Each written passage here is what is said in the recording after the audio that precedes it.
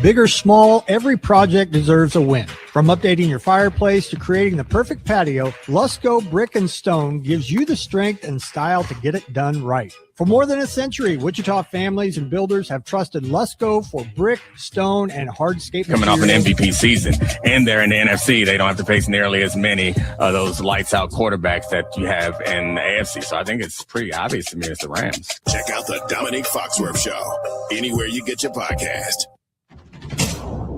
Every Royal Rumble begins the same way, with someone stepping through the unknown. For decades, these moments have opened doors to glory, to heartbreak, to immortality. All those paths lead here. Are you ready? Stream Royal Rumble Saturday at 2 Eastern on the ESPN app with the ESPN Unlimited plan. Evan, Canty, and Michelle are unsportsmanlike. There are consequences to your actions. Clearly, some of those writers want the cheating that Bill Belichick participated in that altered other players and organizations' legacies to be a part of the story, because that's what this is, that he is not a first ballot Hall of Famer because of actions that had consequences towards other people in a negative way. Unsportsmanlike. Weekday mornings starting at 6 Eastern on ESPN Radio and on ESPN2. This is Jerome from Birmingham, previously from Paul Feinbaum Show. I want to drink coffee with Brad from Macon County Line. Brad from Macon County Line, why don't you get a new hairdo? Why don't you look, Brad, you look like Lee Oswald. And AJ, you look like Jack Ruby. The Paul Feinbaum Show, weekdays at 3 Eastern on the ESPN app and on the SEC network.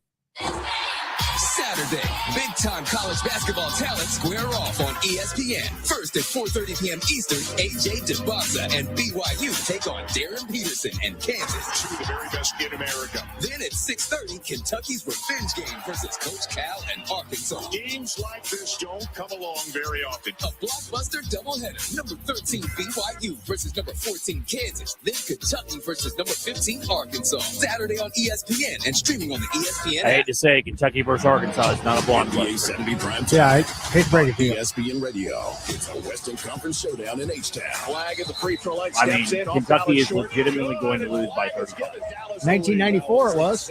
Not now. Flag in the Dallas Mavs face Kevin Durant and the Houston Rockets. Goober Pope is not going to lead them to any sort of success. The Mavericks at the Rockets. Coverage begins tomorrow at 8 Eastern with tip-off at 8:30 Eastern on ESPN Radio and on ABC. Presented by Indeed. College basketball Saturday on ESPN Radio. It's a showdown in the ACC. In the front court, left side, left open, triggers the three and buries it. The SMU Mustangs. That's where I'm going after this. The Cardinals. Screen left. He's in the short corner. Coaches? Goes to the basket. Chili's. Reverse layup is good. Where? Oh, what an acrobatic Chili's. finish. Oh, Chili's? Coverage begins tomorrow at 1 Chili's has the best happy hour pick-three deals. I would have never guessed that if you give me 25. ESPN presents the Go with a couple friends. Get a bunch of alcohol and appetizers for like $20. Don't tell anybody, but I like Chili's too. Oh, yeah, I had no shame admitting that. Now, I don't like Applebee's. Yes, agreed. I mean, Chili's better than Applebee's, for sure. You're still going to be 40 years old telling everybody at Applebee's how great you were in high school. I was. I checked it. Nobody wants to go to Applebee's. Wichita's news, sports, and leader, ESPN Wichita, 92.3 FM, KKGQ, Newton. This is the Shane Dennis Show on the new ESPN Wichita, 92.3 FM. Hey there, welcome in. Happy Friday. Happy last show of January. 11:48, the episode. Jack Johnson alongside Shane Dennis Show for the next couple of hours, leading you into the weekend, kind of. Lead you into the Pulse Pat Strathman, more specifically. But here in the next couple of hours, we'll have a little fun. We'll cover a lot of ground and hopefully inform you. Got an interview in the second hour. We've got some Friday staples, and we'll get to all those here in a second. But first, we need to let you know that you can be a part of this here show in some small way, either via a hotline by you calling us or the text line, you texting us. Let's start with the text line, shall we? If you want to text and you have anything that you want to get off your chest, you got a question, you got a comment, you got your 2 cents that you want to add to whatever the topic is that I will be talking about, you're more than welcome to. 316-247-0923. That's text line. So use that. I will ask for you to specifically use that if you want to win some real life kitchen spices and rubs later on. So who doesn't like free stuff? I'll ask for that in the 1 o'clock hour. So the text line, I guarantee you, will be used. And it's always used during I'm Old Jack Young too. But if you want to win some things, the text line is a good way to do it. We give away multiple things on the text line. So keep that handy. And even if you don't want to wait till you get a chance to win something, you got, like I said, something you want to talk about, let us hear it. If you want to call, we have a hotline. So dial 316-669-4996. Had a texter the other day that didn't know the hotline and wanted to answer the Luke Bryan question, but didn't call. So take this opportunity. And actually, here's another hint for you. If you kind of get confused between the hotline and the text line, live stream the show when we're here. Like, for example, right now, go to our YouTube channel, go to Facebook, or go to our Twitter page. And down at the bottom on the crawl, it's got both numbers. So as it comes by, if you don't have one written down or punched into your phone, there's a perfect opportunity to do that. We got a text line. It's dedicated. It's a hotline dedicated, 2 different numbers. So label them as such, will you? And that way you won't be fumbling around or trying to memorize what the numbers are. Tell your smart speaker to play KKGQ 92.3. Stream the show. Download our app, ESPN Wichita. Listen live. Take us with you wherever you go. Never miss a moment. Same with if you're on your computer, on your device, your laptop, go to ESPNWichita.com. Stream us online that way. Click Listen Live. Listen live, of course, in your car, over your radio, 92.3 FM. But if this show and its time slot doesn't suit you great, and you like the show, but you can't listen live, don't worry. You can go to the archives. We got every episode on the podcast page, either on ESPNWichita.com or on our app. So bring up whatever you missed and listen to whatever you want, not just this show, anything that you hear on ESPN Wichita, and check it out on demand whenever it suits you the best. ESPNWichita.com and our ESPN Wichita app, regardless of what kind of phone you have, too. I mentioned it a second ago. We're live streaming when we are here, and I'm here now, and that being the Equity Bank Park studio, on our X at ESPN Wichita, Facebook, or our YouTube channel. Click subscribe, and you can watch/listen and have a schedule of the show, what's upcoming down there on the ticker. So very handy, very convenient too. It is January 30th, and we are headed for a high in Wichita today of merely 30. We might get to 30 by the end of the show under overcast skies. Going to be kind of chilly this weekend, but looks like it's going to warm up a little bit early part of next week. So we'll keep our fingers crossed for that. All right. We got a lot to get to. Friday has a lot of constants, and once a month Friday does, and that one time falls today. We'll tell you all about it, but not before Jack tries to make us laugh with the final moment of levity in January. What you got, Jack? 2 termites walk into the bar, and one asks, "Is the bartender here?" That's great. Not good. That was great. What did you guys think of that? Text Jack, 316-247-0923. National Fun at Work Day is today. National Big Wig Day and National Croissant Day. Birthdays. Franklin D. Roosevelt. I won't make Jack guess which president he was. He was born 1882, and he was the 32nd president. And born on this day, dying not too long ago, the great Gene Hackman would have been 96 today. And that'll do it. We'll move on. Next time we talk to you, it'll be February. And the next time we talk to you, it'll be what, Jack? Within a week? It's maybe 8 days. Next Monday? Pitchers and catchers? Yes. So it will not be, I believe so. When we get here on Monday, what is that going to be? February 2nd? Yeah. So, 2 weeks from then. Yep. 2 weeks from then, I'll be down Surprise, giving you guys tons of audio and content. Awesome. And speaking of being on location, Pat is heading to the Super Bowl next week.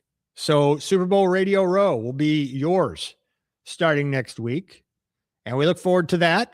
With all those crazy interviews with, oh, yeah, I remember that guy. We'll have all kinds of those all week long. Pat and the Pulse will be doing the show from Santa Clara or somewhere near there, just ahead of Super Bowl 60. So plenty of ramp up to the Super Bowl starting next week on Monday. And, of course, a lot of basketball to react to on that day, too, between myself and the Pulse. We will preview some of those biggies coming up. And actually, I already kind of have on our Twitter question, which we'll get to here in a second. Here's what we're going to talk about. Unfortunately, for K-State fans, it has, I don't know, has it gotten worse? There's a 3-sentence statement that Jerome Tang released yesterday. We'll read that to you and let you know who that involves coming up in a second, in a kind of a unpleasant refrain year after year that dates back to 3 years ago. So we've kind of a same old song and dance off the court. Hate to speculate, but that's what we're left with. Story of the week coming up at 12:25. My story has to do with one of the remaining undefeated college basketball teams in the country. And then at 12:45 or thereabouts, right in there, last segment of the first hour, we'll have the Twitter question brought to you by Ribbit Computers. My Twitter question today has to do with the basketball games coming up this weekend, which one you're most looking forward to. So please vote and repost there on X or Twitter, whichever you want to call it. Also, hour number 2, we will have our injury report brought to you by Midwest Pain Relief Center. It's a kind of a niche injury, not something you hear of every day. So we'll talk to you about that. And then in that same segment, we will ask for you to text in a score prediction with your opportunity to win some Real Life Kitchen spices and rubs. So be listening then for that. You want some freebies, you got to use the text line, and I'll tell you what I want from you coming up a little after 1 o'clock. And then at 1:25, our once-a-month visit with Director of Athletics from Wichita State, Kevin Saul. The 2 basketball teams are in a lot better place than when we last talked to Kevin Saul. And softball and baseball are right around the corner as far as getting their seasons underway. So plenty to talk about with the WSU AD. Talk to him at 1:25. And then coming up at the end of the show, I'm old Jack Young, January 30th edition. Pat should be here then. We'll have a little crosstalk with him. He'll slide in here and we'll see what he's got going on. And he'll get you ready for the Pulse coming up from 2 to 4. And also maybe, I can't speak for him, may give you a little sneak peek preview of what you'll have to listen to next week when he's in Cali covering the Super Bowl. So that's your show for today. And we'll try to mix in a little fun too. I'm old Jack Young, is usually that way, but especially on a Friday. It's brought to you by Rock and Brews Casino Bremen. And we will celebrate some birthdays, and I'll hand you off to the weekend coming up at the last segment of the show. So we start, though, however, with some familiar, not great news out of Manhattan. It's not bad enough, apparently, that K-State is 1-7 in the Big 12 and have Iowa State, I believe, coming in this weekend to Manhattan. And it's also not bad enough that they are down a couple of good players / scorers, including Abdi Bashir, who's missed, I believe, 3 games in a row. And one other prominent player had been out for about the same amount of time. But Moby Ikeguruke has been out, I think, 5 games or somewhere in that neighborhood. He's missed more than Bashir. And, you know, we now have nowadays, I don't know if you're aware of it, but wherever your favorite team plays, whatever conference they reside in, I'm pretty sure you can go to every conference website, and there is a tab to click on. It's labeled, if not this exactly, something like this, player availability. And I'm quite sure, without even looking, that trio of players, including Moby, I know in the American it says out full game if it's not a season-long injury. Some guys get cut on. For example, Jarrett Valencia, out for the season. I'm very sure on the American website, when you click on player availability for the upcoming game against Tulsa, when they get to Sunday, it'll say Jarrett Valencia out for the season because he got surgery on his foot and he's not coming back. So that is at least a little bit of clarity and disclosure when it comes to injury reports in college, which I'm not sure I ever thought I'd see today, that there would be injury reports. And there's probably still some coaches where old habits die hard and you want to be cagey about the availability of players, especially depending on how good they are. But that's neither here nor there. But K-State head coach Jerome Tang released a statement regarding Moby, a guy who's been out for weeks now. And if I can do the math here real quick, 1, 2, 3, 4, 5. I don't think he's been available since the Arizona State game. I know Elias and McGriff, they were both available for that game and played and started. But Moby was not available for that game. So it's been at least 6 games. But anyway, regardless of how many it was, we now know it's not injury related. I was going to say now we know why, but we don't know why. Because the statement, brief as it was, made by Jerome Tang, is Moby is dealing, and I'm reading from the statement now, Moby is dealing with a private matter and remains a member of our team. He is eligible to be with us, but is not personally ready. We love him, and he has our full support. End of statement. That was Tang yesterday releasing a statement about the unavailability of Moby Ikeguruke. So it's not injury related, and he hasn't been around apparently, but he hasn't been kicked off the team either. And there's a lot of room for interpretation there and speculation, frankly.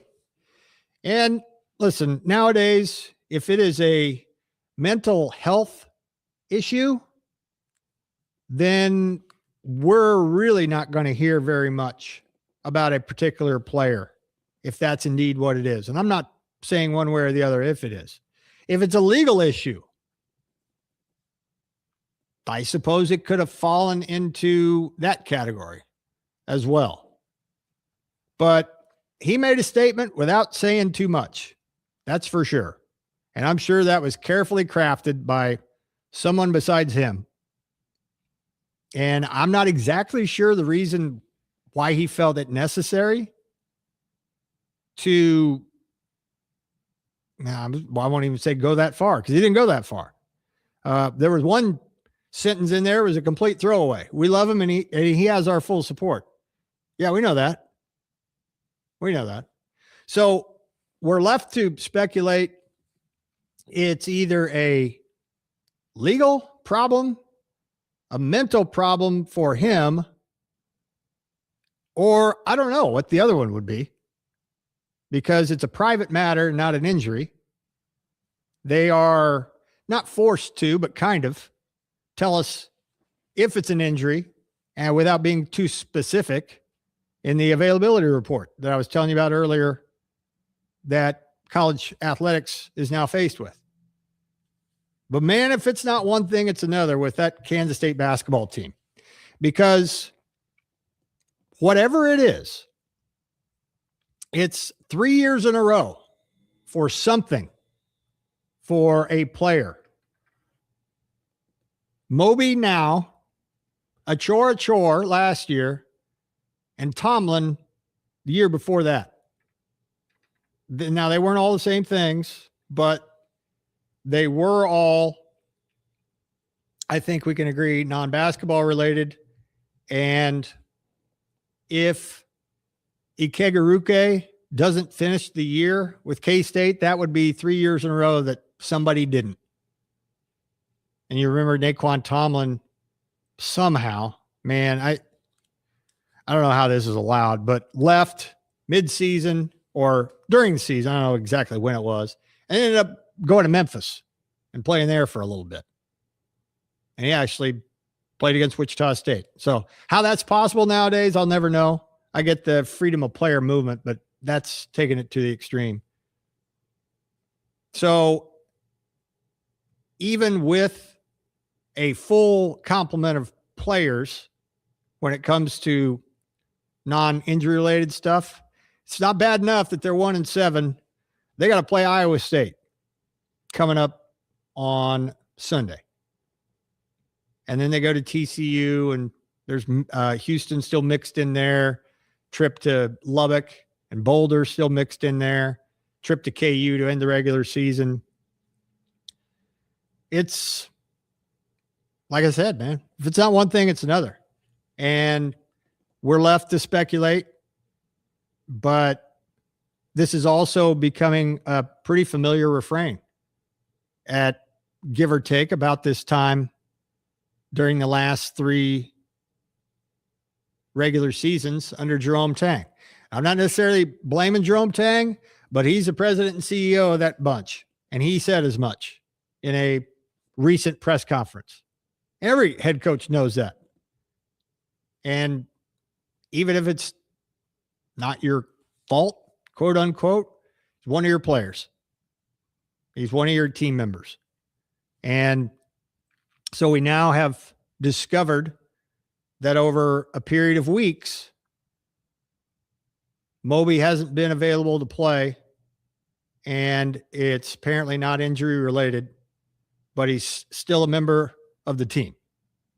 Moby actually played last against Arizona. I found it in his second Big 12 game of the year. He played 6 minutes, scored 4 points that game against Arizona in that Wildcat blowout, 101-76. Hadn't played since. So what do you think it means? Who knows? Could be mental health. Could be a legal issue. And I'm not sure exactly what else. Like I said, a texter says he caught a case of, quote, don't want to play for a bleep teamitis, unquote.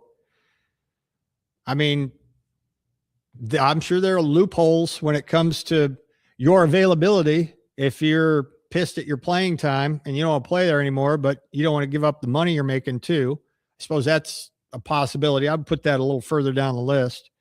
But again, with a completely vague little press release, basically 2 sentences, said there's 3 sentences. One didn't really say anything. But Moby is dealing with a private matter and remains a member of our team. He is eligible to be with us, but is not personally ready. Those are the 2 sentences that I guess you take the most out of. But can you imagine how long that took to put together and manage to not really say anything about him not being really that close to returning and it's not injury related? K-State fans have weighed in all week long, and most of it was due to the performance on the floor and falling to 1-7 with that. And I criticize them too, because they should have won that game against West Virginia. Texter suggests family health emergency. Yeah, maybe. And like I said, if it were something that you could really put your finger on, I think Jerome Tang would be a little more specific. That way we could all be a little more sympathetic to Moby and his family, if that's what it was. But, you know, I'm not in PR business either. And if that's not it, then there's not much more you can say. But they get their doors blown off in the last portion of that game at home against Kansas, and then lost a real winnable game against West Virginia in Morgantown. And it doesn't get any easier. We talk about Big 12 all the time. There are no gimmies in Big 12 unless you get a bottom feeder at home. But K-State is that bottom feeder. And not only have they been missing 2 pretty good players, but now they're missing a guy for reasons unknown. So an interestingly timed and worded statement from Jerome Tang that further maybe moves a dark cloud over Manhattan when it comes to basketball at Bramlage. Wildcats are in a bad way right now, and it doesn't look like it's getting any better. 10-11 overall, 1-7 in the Big 12, and Iowa State coming in next. And Iowa State, I think it was last night, just destroyed Colorado in Ames. And they have won 3 in a row since that little 2-game skid that KU and Cincinnati put them on. Yeah, they beat Colorado last night by 30. So good times in the Big 12. It's 12:24. When we come back, it'll be time for our stories of the week. Every Friday we have one. SOW coming your way next. You're listening to the Shane Dennis Show on ESPN Wichita, 92.3 FM. Hey, it's Sean Tarbell with Davis Moore Chevrolet. A new year brings a smarter, stronger way to drive. So jump into the all-new 2026 Chevy Silverado 1500 Custom 4x4 and save up to $14,000 off MSRP or get 1.9% financing. Save up to $10,000 off MSRP on the 2025 Chevy Suburban Premier 4x4, combining style and performance. Together, let's drive at Davis Moore Chevrolet, located under the big American flag at Kellogg and Tyler, or check us out online at davis-moorechevrolet.com. All offers plus tag, title, tax, and administrative fees expire February 2nd, 2026. Oh, I can't believe tax season is here already. Look at all this info I have to enter. Phil's small accounting firm is growing in numbers. Why didn't I take that typing class in high school? A data entry specialist could really help him in a crunch. I got blisters on my fingers. Indeed can help him hire great people fast. I need Indeed. Indeed you do. You can schedule and conduct virtual interviews all from your employer dashboard. Visit Indeed.com/credit and get $75 towards your first sponsored job. Terms and conditions apply. What do people with blindness or low vision need to live to the fullest? Just ask them. It's skill development, scientific breakthroughs, knowledge-based jobs, and the same opportunities as everyone else. When you give to Envision, whether it be your time, donations, or your engagement, you make it all possible. That's because at Envision, they don't focus on the disability. It involves Moby Ikaruga. They choose not to envision a world without sight, but to envision a world where people who are blind or visually impaired are empowered to reach their full potential. Learn more at envisionus.com. Today on Hey Culligan Smart Home, Smarter Water Softener, here's Kevin. Hey Culligan, can a smart water softener lift those heavy salt bags for me? Kevin, it can. Wait, it can? Yep, the smart high-efficiency water softener from Culligan can alert your dealer when the salt needs to be replaced, and they'll do it for you, so your water stays soft and you stay away from lifting the bags. I mean, I could lift them if I wanted. No judgment here, Kevin. We're happy to do it, and we're already on the way. Let us help you out with a free in-home water test with the local Culligan water expert at Culligan.com. Nobody protects you from mayhem like Allstate. On that heavy shelf you hung yesterday. Turns out you didn't use enough anchors. Wait, you didn't use any anchors? Now you've got an open floor plan. Trendy. And if you have the wrong home insurance, you could need a wall of money to fix this. So get home insurance with Allstate and be better protected from mayhem, like me. Based on coverage and limits selected, subject to terms, conditions, and availability. Allstate Vehicle and Property Insurance Company and affiliates, Norfolk, Illinois. NBA Saturday Prime Time on ESPN Radio. It's a Western Conference showdown in H-Town. Flag at the free throw line, steps in, off balance short. Good, and Flag has given Dallas the lead. That was insane. Cooper Flag and the Dallas Mavs face Kevin Durant and the Houston Rockets. Durant drives and fires, connects from three. The Mavericks at the Rockets. Saturday after Kansas and BYU on ESPN Wichita, 92.3 FM.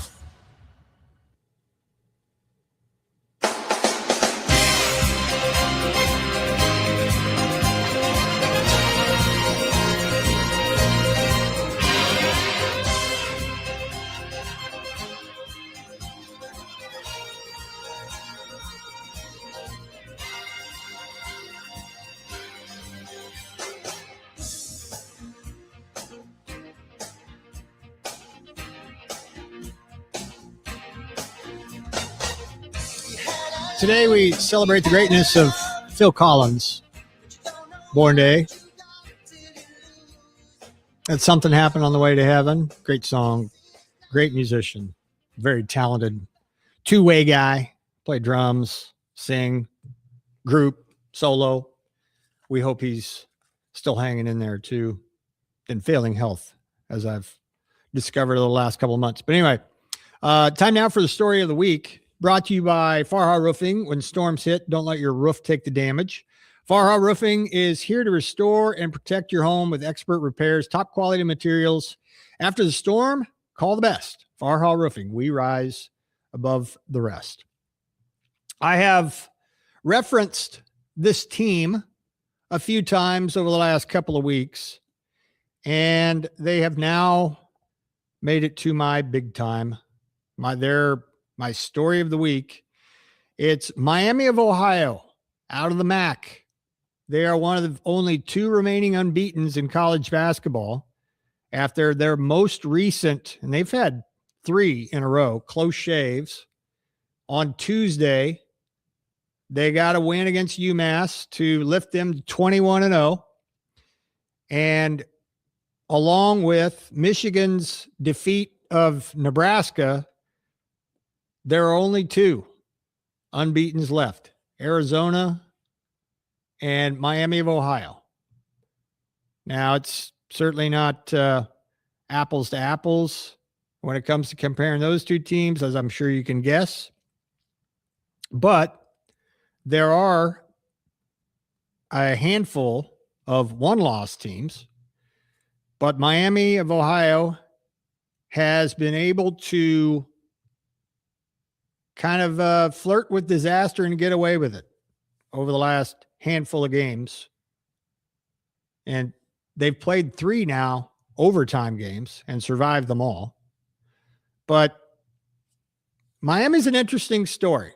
And as they continue to progress throughout the season and continue their quest for perfection, you wonder what kind of NCAA seed will they get, and will they, if they continue to win, convince the committee that they're at-large worthy, despite playing in the MAC. We'll get to that in a second.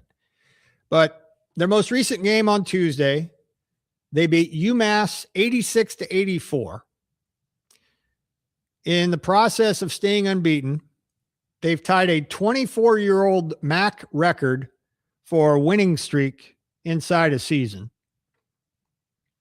They are ranked in the top 25 in both polls, AP and coaches, but barely. So it has taken them this long into almost February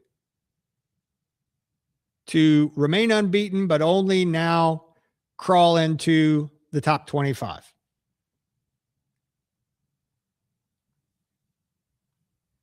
The last two games before the UMass game, both went to overtime. They beat Buffalo 105-102 in OT Saturday the 17th. And they followed that up with a 107-101 overtime win against Kent State. And they weren't really in too much peril against UMass. UMass shot the lights out. They were pretty big underdog and made it close. But Miami of Ohio ended up winning by 2. And UMass made a last-ditch run at the end of the game to make it that close. But 21-0 is 21-0. They are coached by a guy named Travis Steele. And in his first year there, they won 12 games. And that was back in 2022, 2023. So it's been a reclamation project for sure. But this year's team, I don't want to use too much hyperbole here because I'm not going to project that they are a Sweet 16 team or they're going to be everybody's Cinderella. But if they make the field of 68, you'll hear a lot of people talking about them as a, depending on what they get seeded. If they're a 12, they'll be everybody's sexy 12 to upset a 5, or a lot of people's anyway. But they average 94 points a game. That's best in the country. They are number 1 in the country in effective field goal percentage. They are number 1 in the country in actual field goal percentage. 53.7% they shoot from the floor. A couple other stats for you, pretty impressive. They make a little less than 11.5 threes per game. That's 9th in the country.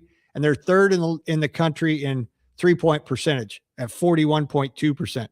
If you haven't seen them play, and that's understandable if you haven't, it's like watching a European basketball team.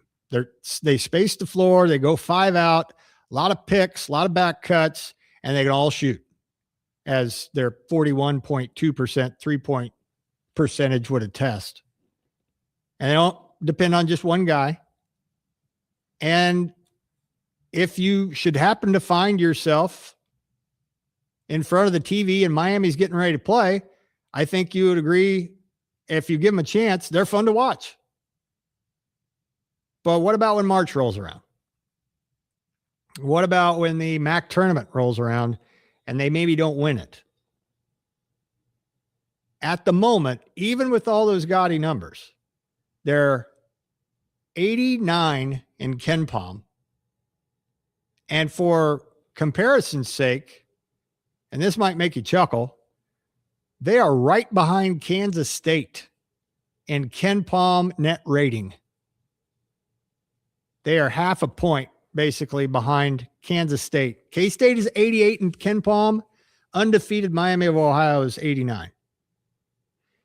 And a big reason for that is their 338 strength of schedule rating, depending on where you look at it. Overall strength of schedule, non-conference strength of schedule, it's not very strong. Their wins outside of the conference earlier this year, it's a pretty checkered past. They beat Old Dominion to open the year by 15. They beat Air Force by 15.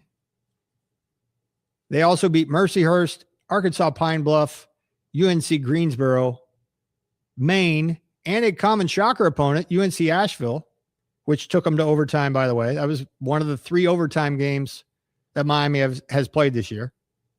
But they've also beaten 3 non-Division ones, Trinity Christian, Indiana East, and Milligan.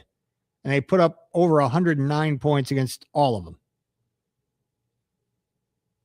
They next play tomorrow against Northern Illinois. So that'll be your next chance to see them or keep track if they, stay undefeated. They are heavy favorites against Northern Illinois. It's a home game.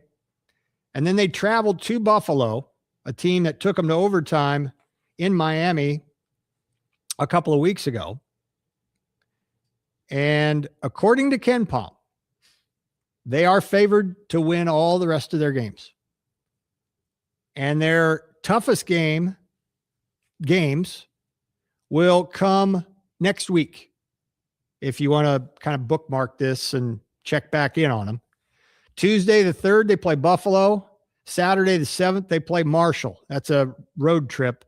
They have a 63% chance to win both. Ken Palm has them winning a 2-possession game against both. And then the rematch against UMass in Amherst is Thursday, February the 17th. Game, that most recent game where UMass almost clipped them.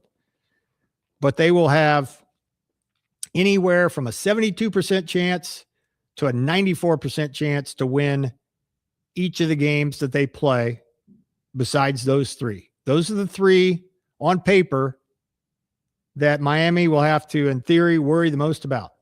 Buffalo next Tuesday, Marshall next Saturday, and UMass at their place Tuesday, February 17th. Not since Wally Zerbiak has Miami of Ohio been in the news like this, and not since 2007 has the Red Hawks been in the NCAA tournament. Trying to snap a 18-year drought. They are 21-0, and they try to keep it going tomorrow against Northern Illinois. All right, Jack, how about you? What's your story of the week? Well, I'm going to keep it in college basketball and more so give my thoughts on the news of Charles Bediako and Alabama and how after a couple of games of him being reinstated, the energy and the vibes are around this decision from the NCAA. And the more you dive into it, the more sickening it is and why he was allowed to come back to college. And Shane, we have talked so much in this college basketball season about the headache the NCAA has given all of us fans of basically opening the door for professionals to come back to college, right? We saw with James Najee of Baylor. He was a first-round pick a couple of years ago. He goes to the G League and realizes he's not very good, and then he goes, I made a mistake. I'm going to go back to college or go to college for the first time. Yeah. It's been very frustrating that door has been opened, and I would say that every college basketball fan is furious at that. The Charles Bediako situation probably takes the cake. I'm not sure I can find a more disheartening, unethical, disappointing thing that has happened in college sports in a long, long time. And I'm more so meaning player-oriented, right? I'm not talking about players getting arrested off the court in a severity that, Alabama had the Brandon Miller situation That's right. not too long ago where there was a gun involved, and I believe it came from his car, and Nate Oates basically said, hey, wrong place, wrong time, and he's still going to play because we got to win this basketball game.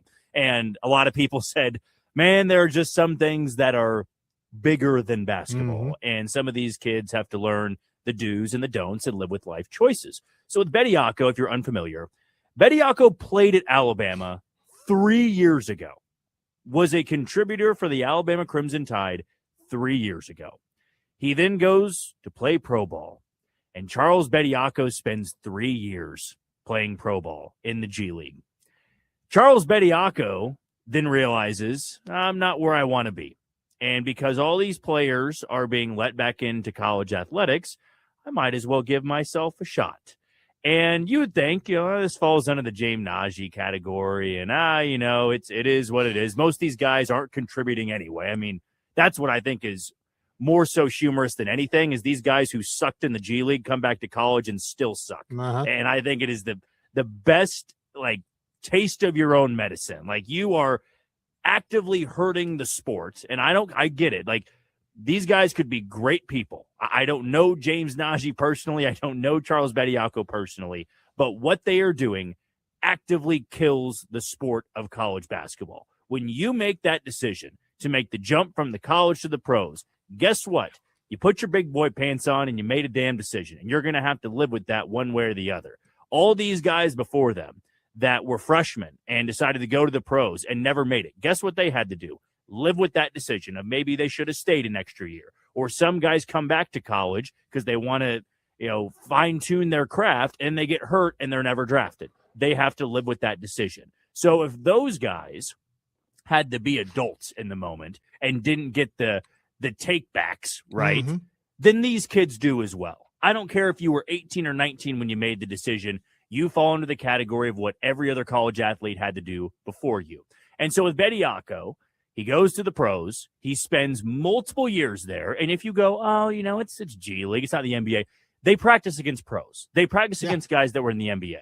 That is something that incoming freshmen in high school and most college players don't have the luxury of having. And this is what should make you furious, and why I am going to go as far to say this is one of the worst things to happen to college sports from this standpoint. Again, like from ruling players eligible and payment of players and this and that. This is, in my opinion, one of the worst, if not the worst.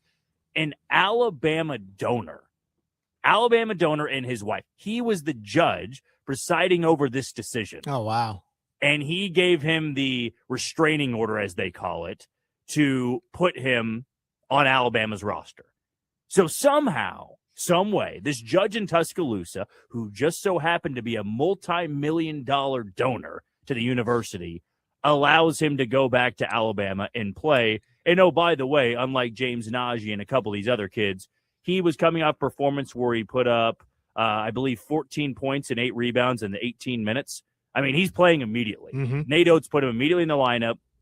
They did lose to Tennessee in their first game, which was absolutely hilarious. But this is something there was an account on Twitter that does frequent bracketology projections. And every single week, every Tuesday, they put them out there. It's not Joe Lunardi. It's not CBS Sports, but it's a very prominent bracketology account. Field of 68?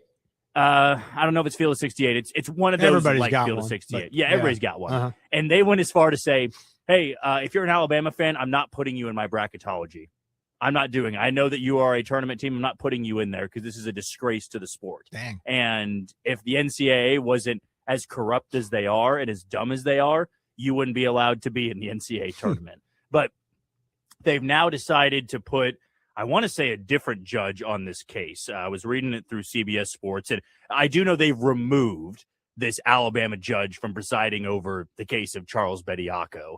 And many people are furious, enraged about this because Alabama was struggling. They weren't doing what Alabama's usually done the last couple of years, all these pro prospects. And Nate Oates is the guy to say, well, we don't have a good big man. Let's go to the NBA and let's get a guy that played here 3 years ago. I mean, can we all acknowledge how awful that is for college athletics?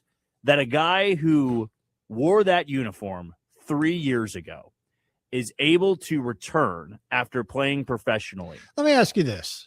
Go After ahead. hearing all that, there was a time not too long ago, maybe this is a Kevin Saul question, but there was a time not that long ago that you had a certain amount of time to declare for the draft. Yes. And then you had a certain window where you could pull your name out and you were fine. You go back to school or attend school for the first. When did that change? Like who I don't failed know us?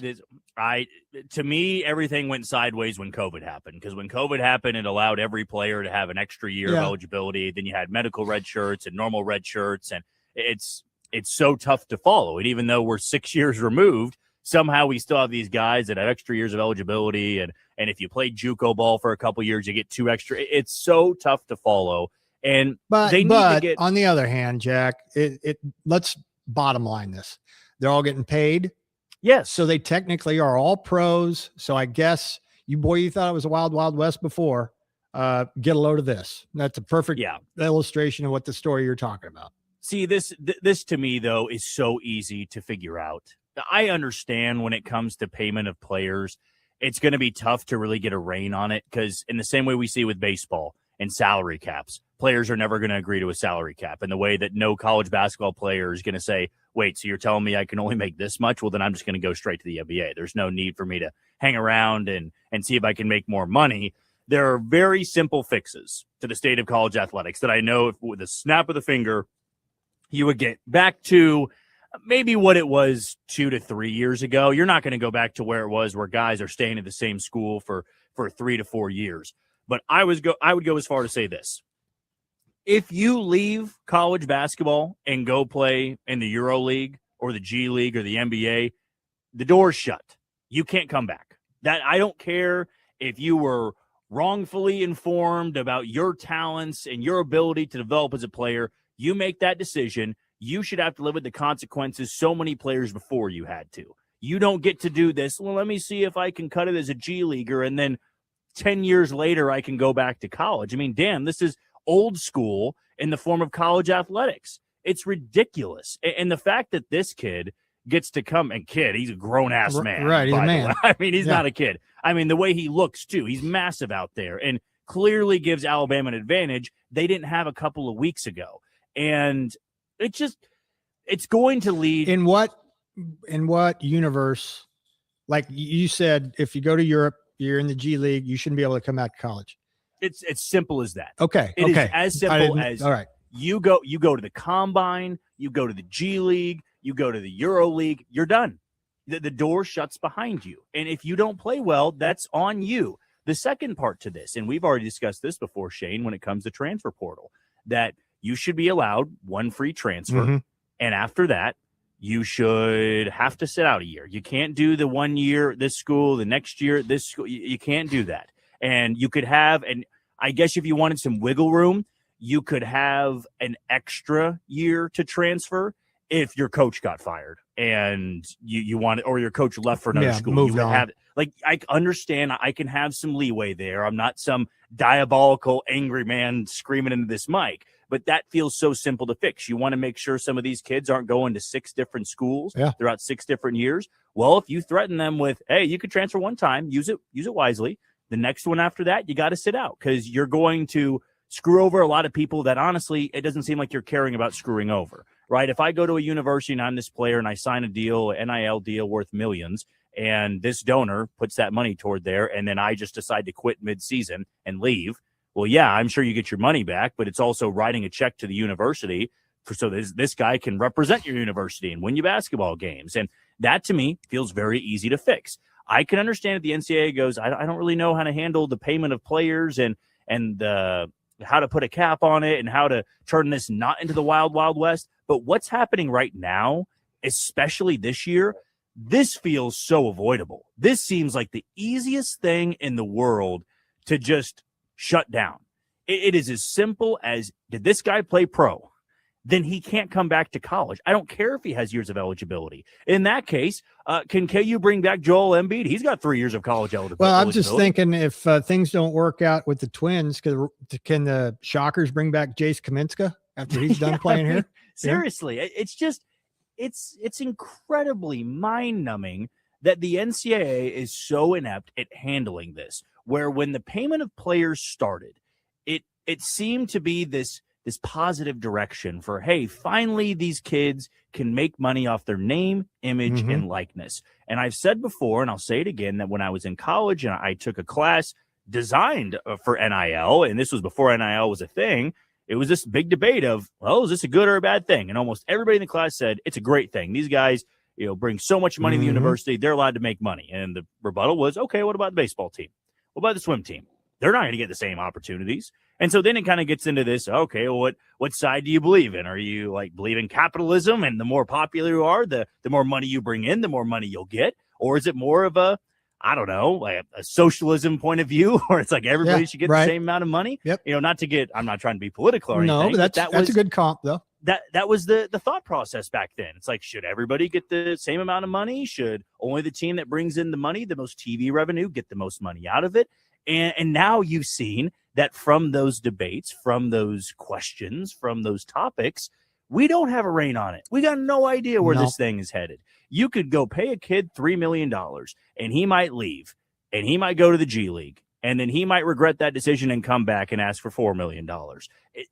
There is just nothing that is locked down. And I'm still going to watch it. I'm not going to be one of those people that says, well, this is crazy. I hate college athletics. No, I love watching it. I'm going to be fired up every time I can watch a big college game. But it's hard not to acknowledge when you see schools mid-season that aren't performing well go, let's go get a pro.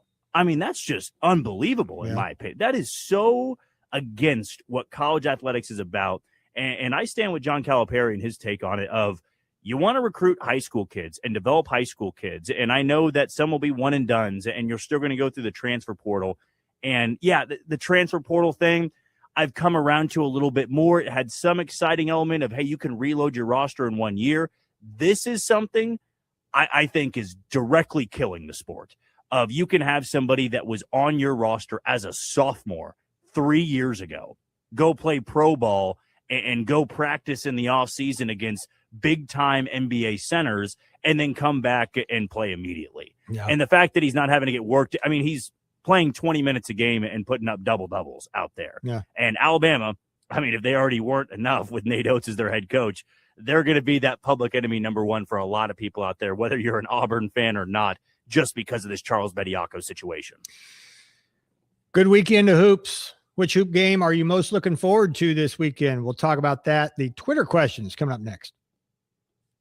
You're listening to the Shane Dennis Show on ESPN. Oh, my God. Catherine O'Hara died. Nachos. Yep. Yeah, your nachos. Hey, I'll take some. Great. And some Frank's Red Hot. Oh, nah, I'm good. Oh, you're just going to eat these dry, plain, boring nachos with no Franks. Oh, seriously? Frank it up. Frank it up. Come on, lady. Frank it up. Frank it up. Frank it up. Yeah! Yeah, this guy finally gets it. Hey, look, we're on the Jumbotron. It's the perfect blend of flavor and heat. Frank's Red Hot. I put that on everything. It's not rock and roll. It's not country either. It's Shane Smith and the Saints. Live Free Tour coming to First Council Casino Friday, February 27th. Shane Smith and the Saints with special guests. Tickets are on sale now at 7clans.com. The 7 Clans Players Club are charged by phone 866-966-1777. Don't miss Shane Smith and the Saints at 7 Clans First Council Casino and Resort in Newkirk. Hopefully my take didn't rile up anybody on the text line. No. You know that I don't know how it could have. Really, that's just leave already. Let's draw the line. That's Come on. COVID-19. Yeah. That's why I got an updated booster designed to help protect against recent Omicron variants. Got it? Check eligibility and schedule your updated COVID booster at vaccines.gov. Sponsored by Pfizer and BioNTech. What do people with blindness or low vision need to live to the fullest? Just ask them. It's skill development, scientific breakthroughs, knowledge-based jobs, and the same opportunities as everyone else. When you give to Envision, whether it be your time, donations, or your engagement, you make it all possible. That's because at Envision, they don't focus on the disability. They value the ability. They choose not to envision a world without sight, but to envision a world where people who are blind or visually impaired are empowered to reach their full potential. Learn more at envisionus.com. But isn't that crazy? An Alabama donor got to be the judge. Yeah. I mean, I think that was the tipping point there that just made you throw up your hands. Like, really? I mean, that's just corrupting. I mean, 10 years ago, that would have landed them on probation for 5 years. Oh, my gosh. Death penalty, maybe. Your truck work for you. Visit our huge showroom at 333 Northwest Street or toppersplusks.com. Make your truck work for you. Pay heed, all who enter. A SWAT on one end, a poster on the other. What a sequence. Join the Jayhawks all season on the hardwood. He hit it from way downtown. The legacy continues right here on your home for Kansas Jayhawk basketball. Saturday, the Jayhawks face BYU at 3:30. Tune in for live coverage right here on the home of the Jayhawks, ESPN Wichita 92.3 FM.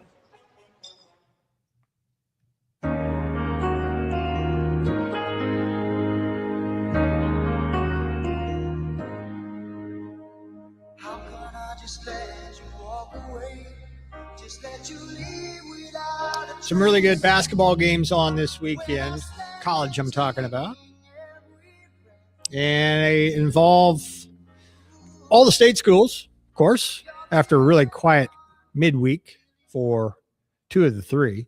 And then there's one in the Big Ten. It's going to be pretty good, too. So head on over to our Twitter handle at ESPN Wichita, X, wherever. Today's question is brought to you by Ribbit Computers. If you got a broken phone, you got a cracked screen, you got a battery that won't charge, or just something generally off with your cell phone, Ribbit Computers has you covered. They've been Wichita's go-to for fast, affordable phone repairs, for over 20 years. Most fixes done same day, and walk-ins are always welcome. Don't wait days or spend a fortune. Hop into Ribbit Computers and get your phone back up and running today. Question is pretty simple. Which hoop game are you most looking forward to this weekend?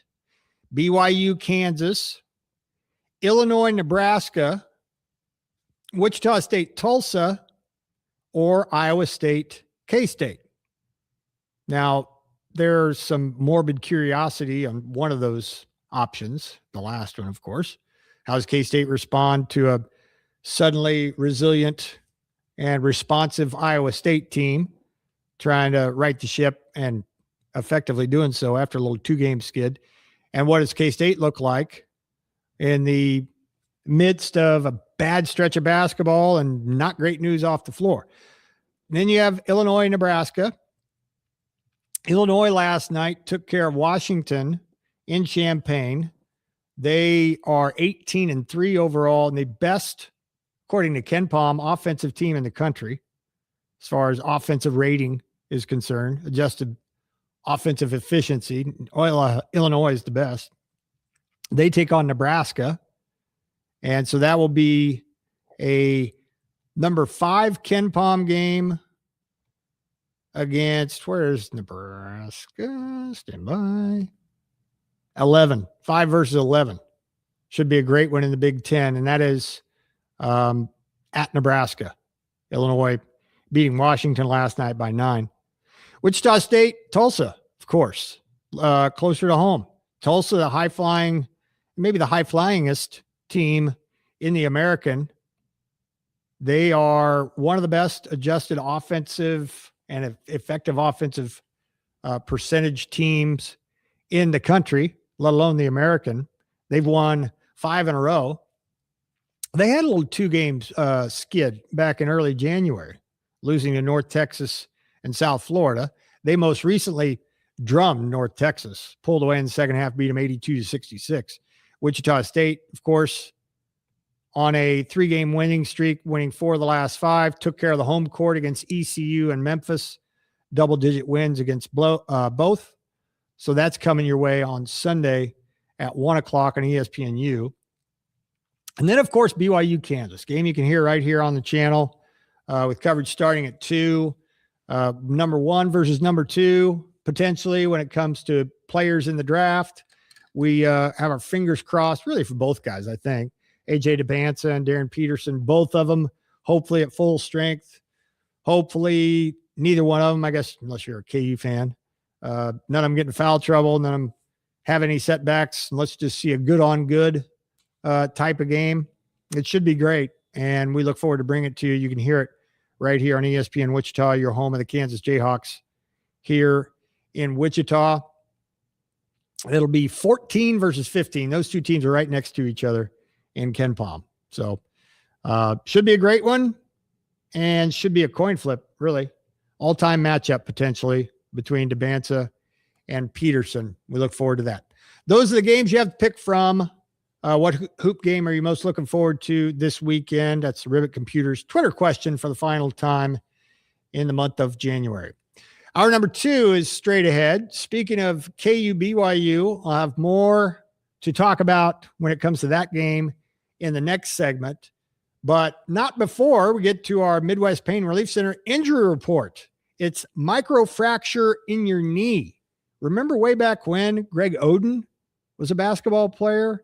And Tiger Woods, of course, he kind of rewrote the book on getting surgeries, but both those guys had microfractures. What exactly does that mean? Dr. Brian Dops will tell us. Our injury report coming your way in hour number 2, and also Kevin Saul coming your way about 25 minutes from now to talk about all things Wichita State athletics. And that'll lead you into I'm old Jack Young at the end of the show. Injury report, though, is coming up next. Wichita's sports leader. ESPN Wichita 92.3 FM. KKGQ Newton. Wichita's new sports leader, ESPN Wichita, 92.3 FM. Obviously, I had the ACL and the LCL, but everything else was clean. And so, like, as bad as it was as clean as it could be. I found out there's a lot of little things that could happen around that knee that I had never even known. So I was lucky enough, God blessed me enough to not do some of those little things that could prolong the injury. Wichita's home for Chiefs coverage, ESPN Wichita, 92.3 FM. Today on Hey Culligan Smart Home, Smarter Water Softener. Here's Kevin. Hey, Culligan, can a smart water softener lift those heavy salt bags for me? Kevin, it can.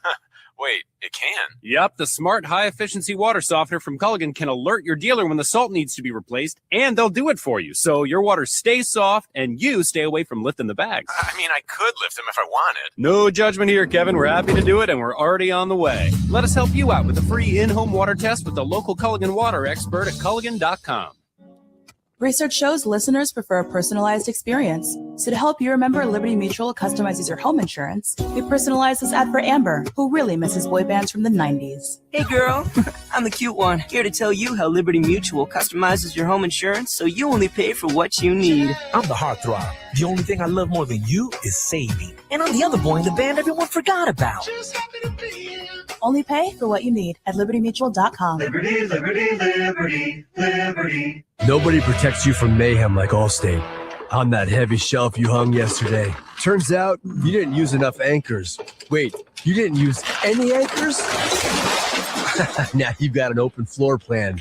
Trendy. And if you have the wrong home insurance, you could need a wall of money to fix this. So get home insurance with Allstate and be better protected from mayhem, like me. Based on coverage and limits selected. Subject to terms, conditions, and availability. Allstate Vehicle and Property Insurance Company and affiliates, Northbrook, Illinois. Hey, it's Sean Tarbell with Davis Moore Chevrolet. A new year brings a smarter, stronger way to drive. So jump into the all-new 2026 Chevy Silverado 1500 Custom 4x4 and save up to $14,000 off MSRP or get 1.9% financing. Save up to $10,000 off MSRP on the 2025 Chevy Suburban Premier 4x4, combining style and performance. Together, let's drive at Davis Moore Chevrolet, located under the big American flag at Kellogg and Tyler, or check us out online at davis-moorechevrolet.com. All offers plus title, tax, and administrative fees expire February 2nd, 2026. The high school game of the week returns to ESPN Wichita 92.3 FM. This week, 2 local schools battle in a non-conference showdown you won't want to miss. Wichita Heights looks to parlay a 2-0 week in the January camp as they head out east and face Andover Central, who's looking to spur a losing streak. It's all happening this Friday, 7 o'clock on Wichita's sports leader, ESPN Wichita, 92.3 FM.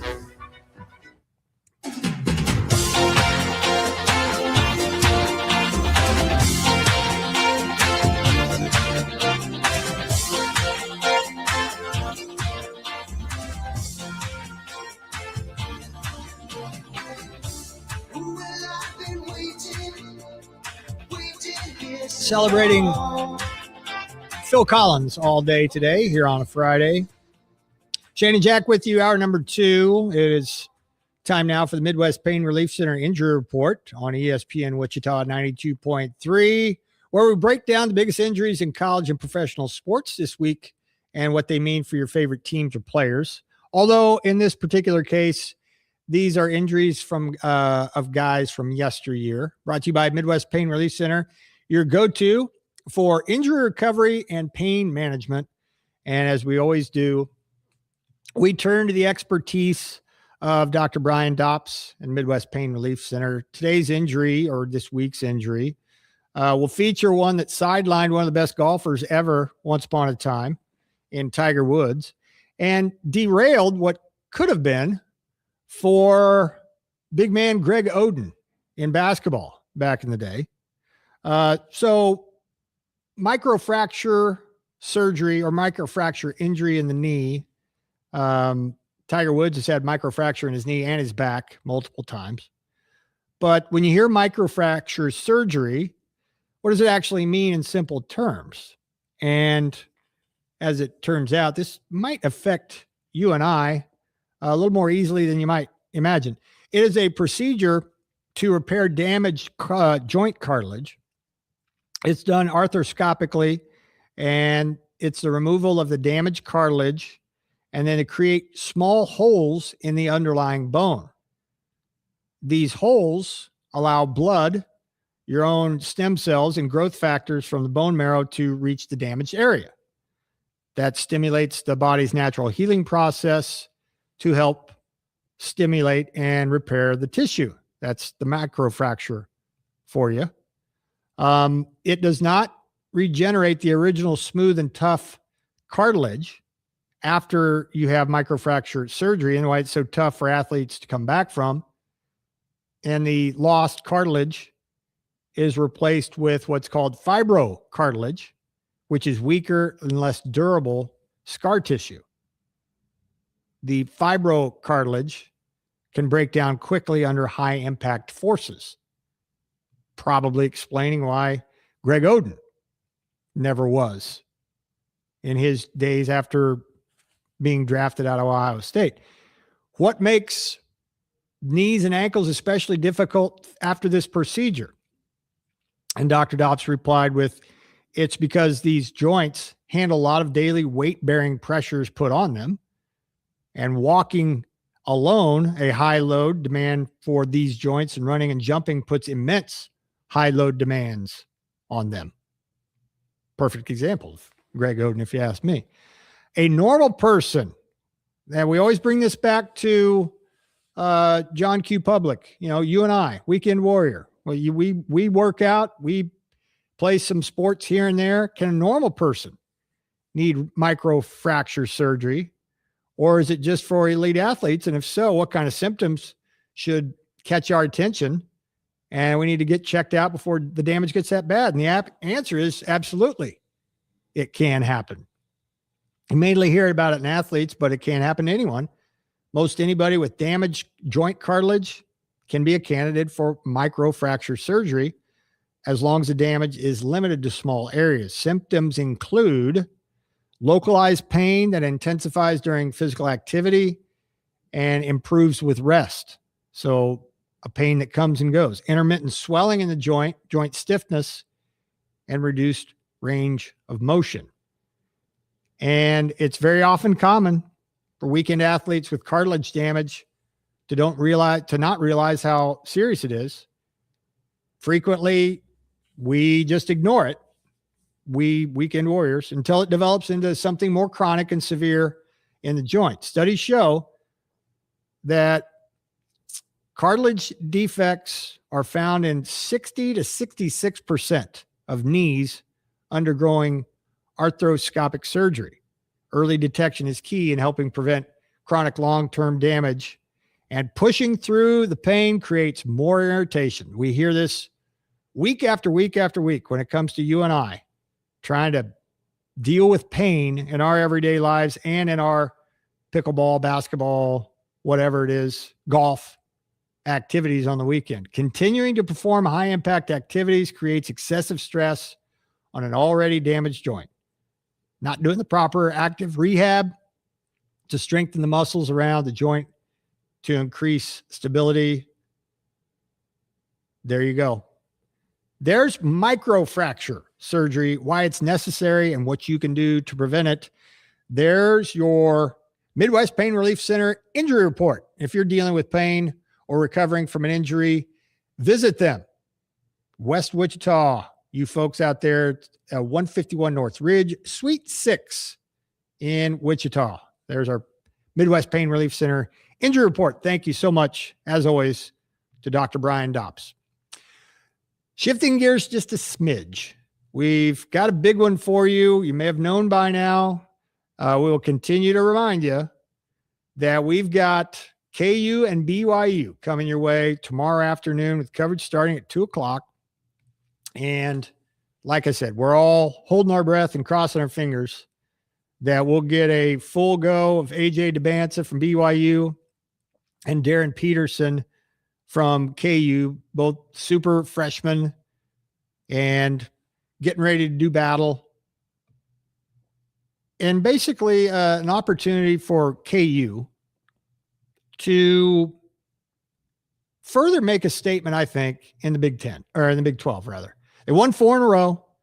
We were scratching our heads after that 1-2 start, and just a kind of uninterested, flat effort in Morgantown back on the 10th of January. But since then, they trucked Iowa State, gave them their first loss. They took care of Baylor, both of those at home. And then were pretty darn impressive in 2 road games at Colorado, a very late tip in Boulder, and then pulled away and stiff-armed K-State at Bramlage, ended up winning that game by 24. Did some fun dances on the floor, did some fun locker room antics after whipping K-State and getting to 5-2 in the league. They will at the very least, be breathing down the neck of Texas Tech in Houston if they can take care of BYU on Saturday, and will set up a maybe even bigger showdown in Lubbock coming up on Big Monday, February the 2nd. And I'm sure we'll talk all about that then, but we'll have the BYU game to look back on prior to. Ken Palm has KU as a slight favorite, has them as a 64% chance to beat BYU. The Cougars most recently coming off a hard-fought loss against Arizona, where they made a mad dash at the last minute of that game to make it a game. Got within 1 possession, but couldn't quite get over the hump as Arizona hung on and won that game 86-83, staying unbeaten, along with my story of the week, Miami of Ohio, at 21-0. By the way, Arizona plays this weekend. They are at Arizona State in a rivalry game against the Sun Devils, trying to stay unbeaten in that one. Before we get Jack's thoughts on this and his excitement level, which I imagine is pretty darn high and through the roof, what I want from you all, if you want a chance to win some spices and rubs from Real Life Kitchen, text us what you think the score is going to be tomorrow afternoon. What's the final between KU and BYU? 316-247-0923. Pick the winner, pick the score, and if you're closest, you'll win some spices and rubs from Real Life Kitchen. We are looking for the winner and the score. What's the score going to be tomorrow between Kansas and BYU? Text line 316-247-0923 is the text number. Send us your predictions. Good luck. How high Jack, how high a level on alert, I guess, would you put KU in this game as opposed to looking down the road when it comes to Texas Tech, Arizona, Iowa State? Is it on par with all those games when it comes to, I don't know, being, type A type of game, especially when you're talking about maybe number 1 versus number 2 and individual players going head to head? It's the only time they play, by the way, right?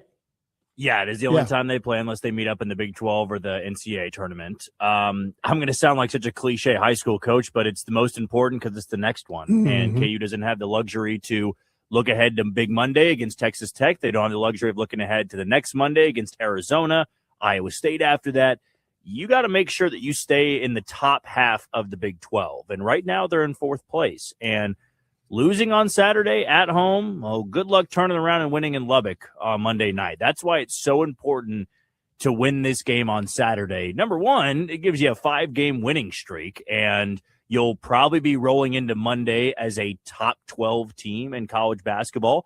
Texas Tech would be around that range as well, and that gives you another prime opportunity to climb up the ranks there. It's now been 2 years since KU has really come through in a game like this where they were highly rated. They have a highly rated team coming in, and they're able to get the job done. Last year, they certainly didn't do that. The year before that, they didn't do it either, at least at this point in the season. We're getting down to crunch time. It's not quite March just yet, but you're in that final stretch, that final month of the season, where if you want to separate yourself and be a top 3 seed, these are the games you got to win. And it will go a long way if you can take down BYU with A.J. Debansa and Richie Saunders and Cato, too, their power forward, who's just a monster in the middle. This can go a long way in where your trajectory is toward the end of the year. You've got a gauntlet in these next 5 games, and the goal should be 3-2, I think, just to put yourself at 18-7. And then you got a couple games in the back half where you got K-State at home, you got Oklahoma State. You're going to be able to easily get to 20 wins, 20-plus wins if you go 3-2. If you want to go a step further, I'd say 4-1 with the one loss in Lubbock, because at least you'd have BYU at home, you'd have Arizona at home, and then you'd have Utah and then Iowa State, and you're thinking maybe a toss-up in one of those 2 road environments. It's still really tough to do. If I was being realistic, 3-2 sounds about right with those 2 losses coming in Lubbock and coming in Ames. But if you lose on Saturday, you lose tomorrow afternoon, not saying you're back to square one, because it's a damn good team you'd be losing against, but it's not getting any easier. And I'd have a hard time believing that this Kansas team could get up off the mat so quickly and beat Texas Tech if they lose to BYU. And just about every day that there's a Big 12 team on the docket, there's a big game in there, starting with Saturday, BYU and Kansas. Maybe the exception being the following Sunday, there are no real marquee games on that docket, because it's basically highlighted by Iowa State and K-State. And, I think we both know the opinions on that. But Houston plays BYU coming up on Saturday the 7th.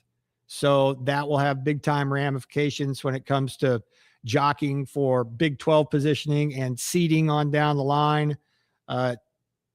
BYU Baylor coming up on February the 10th. That's maybe bigger than you think, because it's at Baylor. After that, you got Saturday the 16th. Texas Tech is at Arizona that day. Kansas is at Iowa State that day. And just goes on and on and on until the end of the regular season, when, for our purposes, we're looking forward to KU K-State, because that's the end of the regular season, into the Big 12, and on to the Big 12 tournament we will go, which we will have a presence there too, by the way. Don't you worry. We're going to be at the Super Bowl coming up next week with Pat Strathman being out there. And then come early March, we'll be up in Kansas City at least a day or so, a couple days, getting you ready for the Big 12 title, the Big 12 tournament, I should say, and Power and Light downtown Kansas City. So we look forward to that. But first of many, many big head-to-head games between Big 12 teams. It starts tomorrow. You can hear it right here on ESPN Wichita 92.3, BYU and KU. Looking forward to that. All right, when we return, talk a little Shocker athletics. We got the Shocker women's basketball team taking on UAB on Saturday, tomorrow, trying to keep their little run going. And Wichita State's men trying to keep their run going. They'll have a tough one in Tulsa against the Golden Hurricane on Sunday. And a little bit further down the line, but not that far, softball and baseball will be starting up their regular seasons here in a couple of weeks. And we'll talk to the WSU AD, Kevin Saul, get his thoughts about all of that when we return. It's 1:19. You're listening to The Shane Dennis Show on ESPN Wichita, 92.3 FM. What do people with blindness or low vision need to live to the fullest? Just ask them. It's skill development, scientific breakthroughs, knowledge-based jobs, and the same opportunities as everyone else. When you give to Envision, whether it be your time, donations, or your engagement, you make it all possible. That's because at Envision, they don't focus on the disability. They value the ability. They choose not to envision a world without sight, but to envision a world where people who are blind or visually impaired are empowered to reach their full potential. Learn more at envisionus.com. And we are all tied up in the bottom of the ninth. Bases loaded. Electric in here. Electric. It all comes down to this pitch. You throw the fastball here. But It looks like Brock is walking off the field and is leaving the stadium. What is going on here? I'm getting word that he left to get a taco. When you need a taco, you need a taco. Introducing the new Cantina Crispy Melt Taco. Only Yeah, from Taco Kevin, he Bell. said to go easy on him because he's in his car. He doesn't have his laptop or the standings in front of him. No-brainer money-saving tip from Progressive. Marcus, what happened? I was changing my oil and I spilled some on the floor. Oh, well, use these $50 bills to wipe it up. Perfect. Got any more? Yeah, take a couple hundred. Stop. Instead of using money, use an old rag. And here's a better tip from Progressive on how not to waste money. Don't pay too much for car insurance. Drivers who switch and save could save hundreds. Progressive Casualty Insurance Company and Affiliates. Potential savings will vary. Hi, I'm Martha Stewart, and I have a question for you. You know that unwelcome guest everyone wishes would just leave already? That's COVID-19. That's why I got an updated booster designed to help protect against recent Omicron variants. Got it? Check eligibility and schedule your updated COVID booster at vaccines.gov. Sponsored by Pfizer and BioNTech. The future will be amazing, and that's all well and good. But what about today? You can feel the rush of a 400 horsepower Nissan Z, or climb to new heights in the all-terrain Nissan Frontier. Light up the road in the all-electric Nissan Aria that feels like a sci-fi dream come true. The future will be great, but today is made for thrill. All you have to do is get in a Nissan and drive. 2023 Aria and Z not yet available for purchase. Expected availability is this spring for 2023 Z and this fall for 2023 Aria. The ESPN Wichita app is available now for both Android and Apple. Go to your app store and download today. All you have to do is search ESPN Wichita and take the station with you wherever you go. While you're there, find podcasts of your favorite shows. Sign up for our app-only contests. Send a text into the show and much more. The ESPN Wichita app, your source for sports in Wichita. ESPN Wichita 92.3 FM.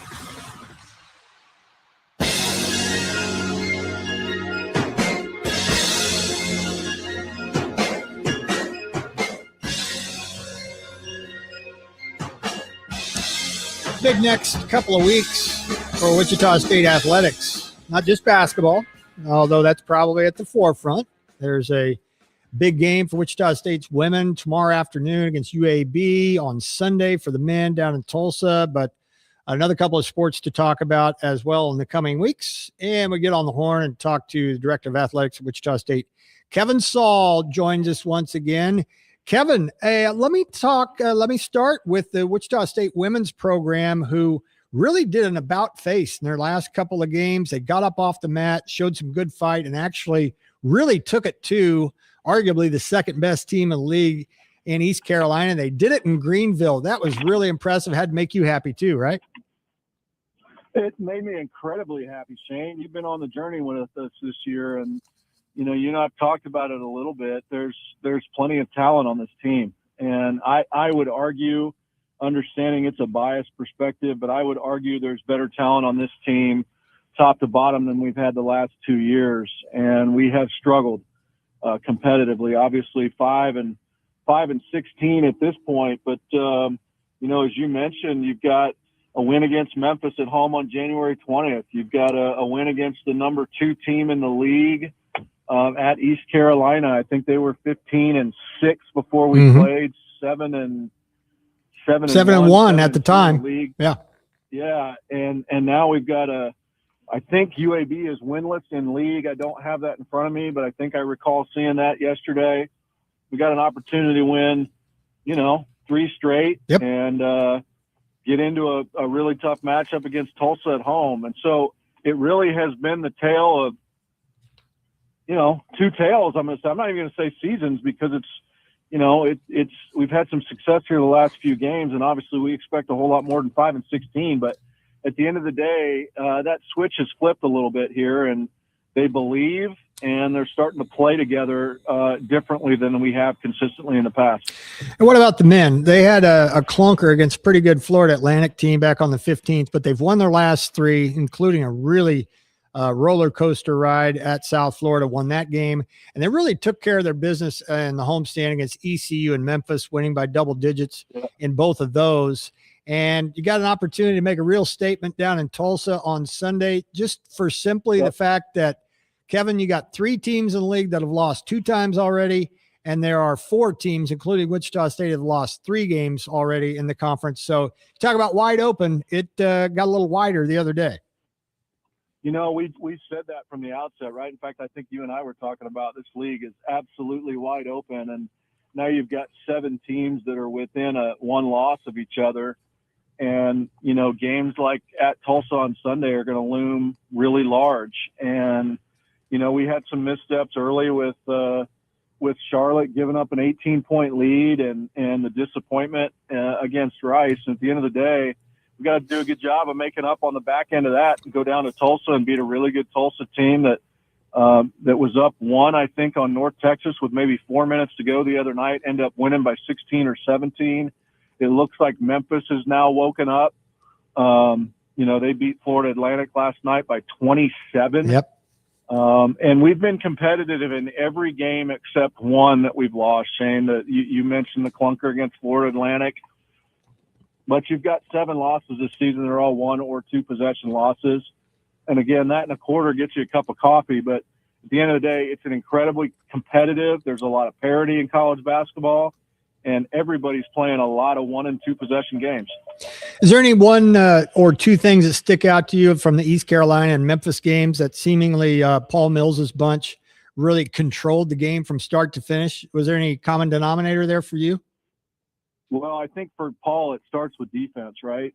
He talks a lot about the defensive side of the ball, and you know, when you start a game against DePaul and you're up 16-2, or you start a game against Memphis and you're up 26-8. Mm-hmm. You know, it's really critical that you have a strong defensive outlook. The pick and roll defense is really good. You know that he prioritizes rebounding on both sides, offensively and defensively. We're one of the top offensive rebound programs in the country.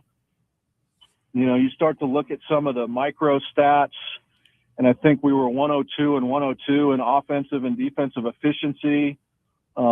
We haven't been in the top 100 in both of those, I don't think, for 7 years. So that piece is certainly getting better as it relates to nationally. We're sitting at 90 in the net as of last night.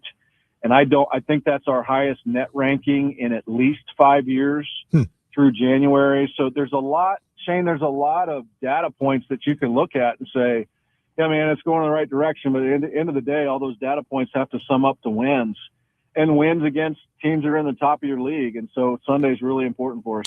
And if you do stack up those kinds of wins, it will eventually pay dividends in Birmingham in the conference tournament, because of all the buys that, if you are of a certain level, you'll get rewarded for the regular season, right?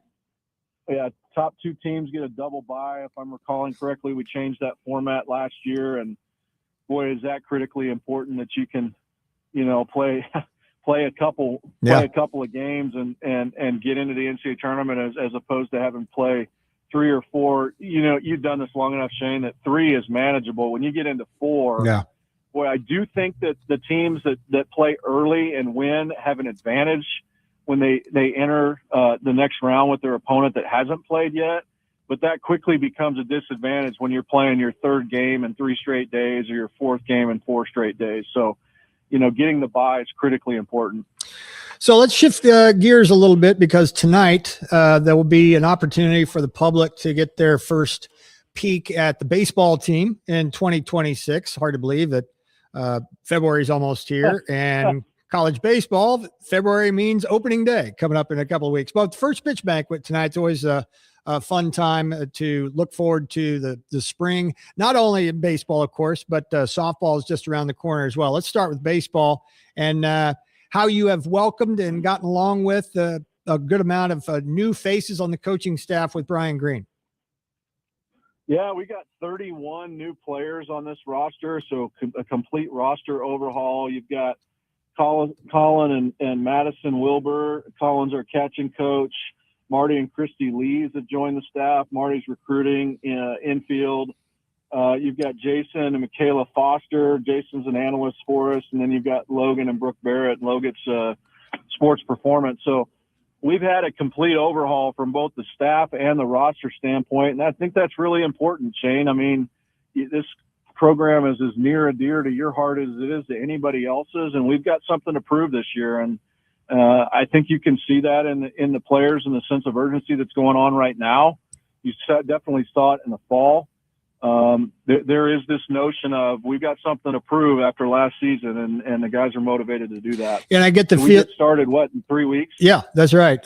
Valentine's Day weekend. I get the feeling from talking to Brian Green that getting more home games is getting more of a feel like the days of yesteryear and trying to establish a dominance at home. And I have a lot of opportunities to do that, including opening weekend here in a few weeks. You know, there's two, I think, very distinct scheduling philosophies, Shane. You know, you can go out and you can get an incredibly difficult strength of schedule, which we had last year, or you can back that off and you can start to tally up some wins that also plays dividends in terms of confidence and those sort of things. And so I think you're seeing a little bit different philosophy this year. I don't want to say that it's a weak schedule because, you know, the Americans got a good chance to be a 2 and on a good year, a 3-bid league in baseball. So you're going to get that strength in your league. And a lot of our programs are getting better, but you are seeing a shift. We're playing a lot more games at home. The Oklahoma and Oklahoma State home and away are both aways. We got Kansas twice, so a home and away there. We got Kansas State twice, home and away. You got the 4 in Hawaii. We'll get a lot of strength there. Mm-hmm.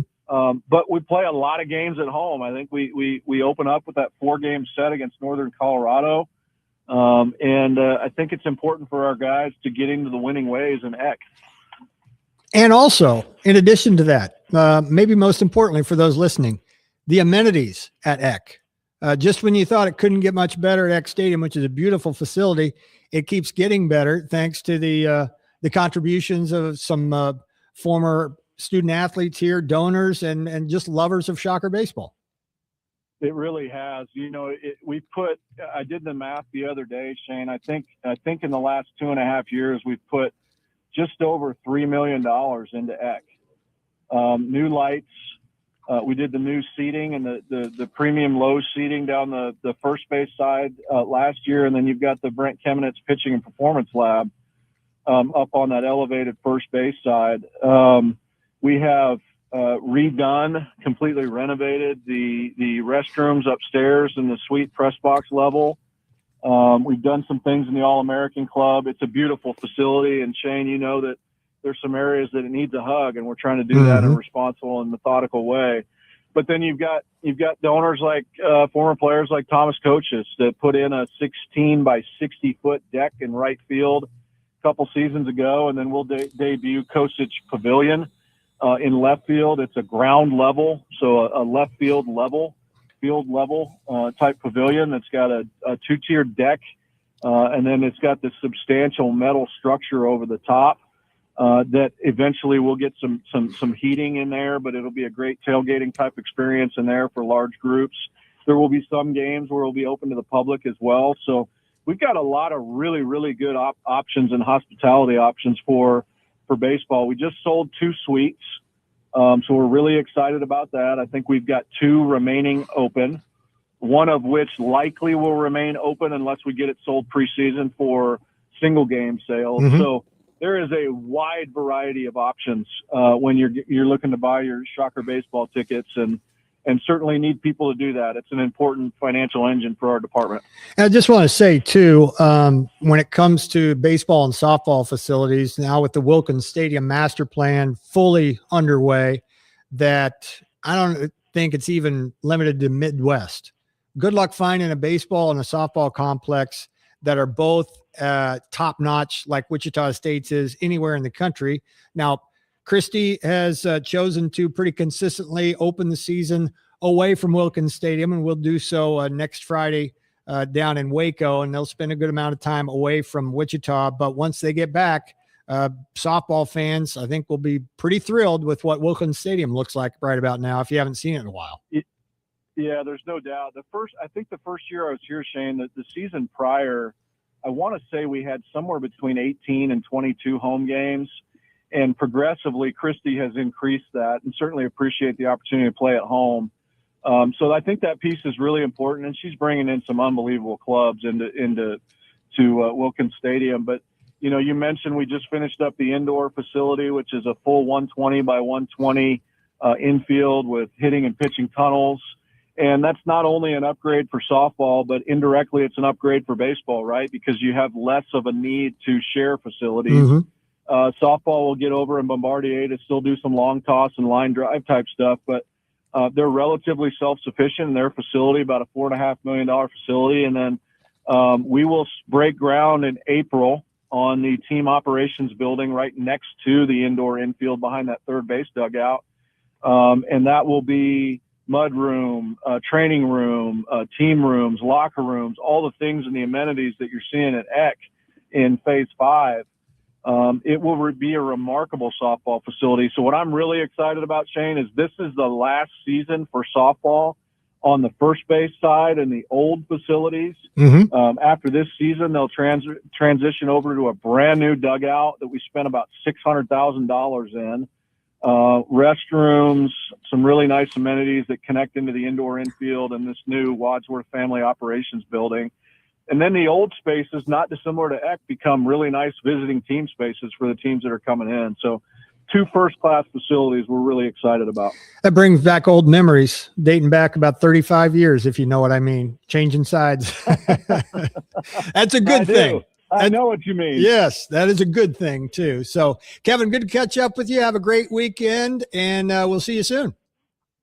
All right, Shane, I appreciate it. I heard that Wu made a stop at the studios there and left you a little present. So hopefully we can get him back there for you sometime soon. He did. His penmanship looks about like mine, but I appreciate the sentiment for sure. Well, I mean, it's with that mask on, it's hard to write effectively. So that's true. I appreciate the opportunity to be on the show. Thank you very much, and go Shock. You got it. There he goes. Kevin Saul, Director of Athletics at Wichita State. When we return, it'll be time once again for I'm Old, Jack Young, and it's brought to you by Rock and Brews, a quick road trip south of Wichita to Bremen, Oklahoma, right off of exit 231. Rock and Brews Casino, eat, win, rock on. For more details, go to rockandbrewscasinobremen.com. I'm Old, Jack Young. Next. You're listening to the Shane Dennis Show on ESPN Wichita. Great news, Derby. Ribbit Computer Services has expanded to 2100 North Rock Road, bringing expert phone repairs and top-tier tech support to your neighborhood. Cracked screen, battery issues, watery damage, we fix it all. Fast, affordable, and reliable. Our newest location is ready to handle iPhones, Androids, and more. Don't let phone troubles slow you down. Stop by Ribbit and Derby today and see why we're the go-to tech experts for all your repair needs. And now another no-brainer money-saving tip from Progressive. Marcus, what happened? I was changing my oil and I spilled some on the floor. Oh, well, use these $50 bills to wipe it up. Perfect. Got any more? Yeah, take a couple hundred. Stop. Instead of using money, use an old rag. And here's a better tip from Progressive on how not to waste money. Don't pay too much for car insurance. Drivers who switch and save could save hundreds. Progressive Casualty Insurance Company and Affiliates. Potential savings will vary. Hey, it's Sean Tarbell with Davis Moore Chevrolet. A new year brings a smarter, stronger way to drive. So jump into the all-new 2026 Chevy Silverado 1500 Custom 4x4 and save up to $14,000 off MSRP or get 1.9% financing. Save up to $10,000 off MSRP on the 2025 Chevy Suburban Premier 4x4, combining style and performance. Together, let's drive at Davis Moore Chevrolet, located under the big American flag at Kellogg and Tyler, or check us out online at davis-moorechevrolet.com. All offers plus tax, title, tax, and administrative fees expire February 2nd, 2026. What do people with blindness or low vision need to live to the fullest? Just ask them. It's skill development, scientific breakthroughs, knowledge-based jobs, and the same opportunities as everyone else. When you give to Envision, whether it be your time, donations, or your engagement, you make it all possible. That's because at Envision, they don't focus on the disability. They value the ability. They choose not to envision a world without sight, but to envision a world where people who are blind or visually impaired are empowered to reach their full potential. Learn more at envisionus.com. A shout out to the incredible doctors, nurses, care aides, and physical therapists at Kansas PACE centers. And of course, the drivers. Everyone loves their drivers. Every day you help older adults live safely and independently while giving families much needed support. Kansas PACE makes aging at home possible. It takes pressure off family caregivers. If you've been searching for real help for a parent or loved one, see how Kansas PACE can partner with your family. Learn more today at kansaspace.org. Pay heed, all who enter. A swat on one end, a poster on the other. What a sequence. Join the Jayhawks all season on the hardwood. He hit it from way downtown. The legacy continues right here on your home for Kansas Jayhawk basketball. Saturday, the Jayhawks face BYU at 3:30. Tune in for live coverage right here on the home of the Jayhawks, ESPN Wichita 92.3 FM. And we are all tied up in the bottom of the ninth. Bases loaded. Electric in here. Electric. It all comes down to this pitch. You throw the fastball here. But it looks like Brock is walking off the field and is leaving the stadium. What is going on here? I'm getting word that he left to get a taco. When you need a taco, you need a taco. Introducing the new Cantina Crispy Melt Taco, only from Taco Bell. At participating U.S. locations for a limited time only.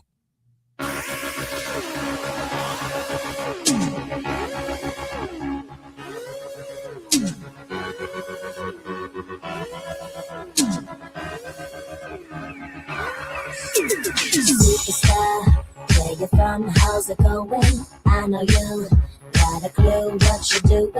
You can play brand new to all the other chicks out here, but I know what you are. What you are, baby. Look at you, getting more than just a re-up. Baby, you got all the puppets with the strings up. Making like a good one, but I call them like I see them. I know what you are. What you are, baby. I'm old Jack's Young here on a chilly Friday, 1:42.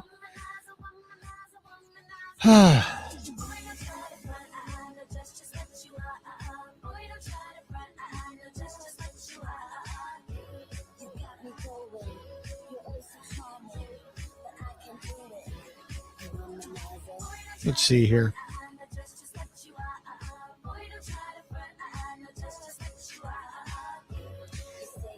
Is this someone that used to be super famous a while ago, but it's not so much anymore?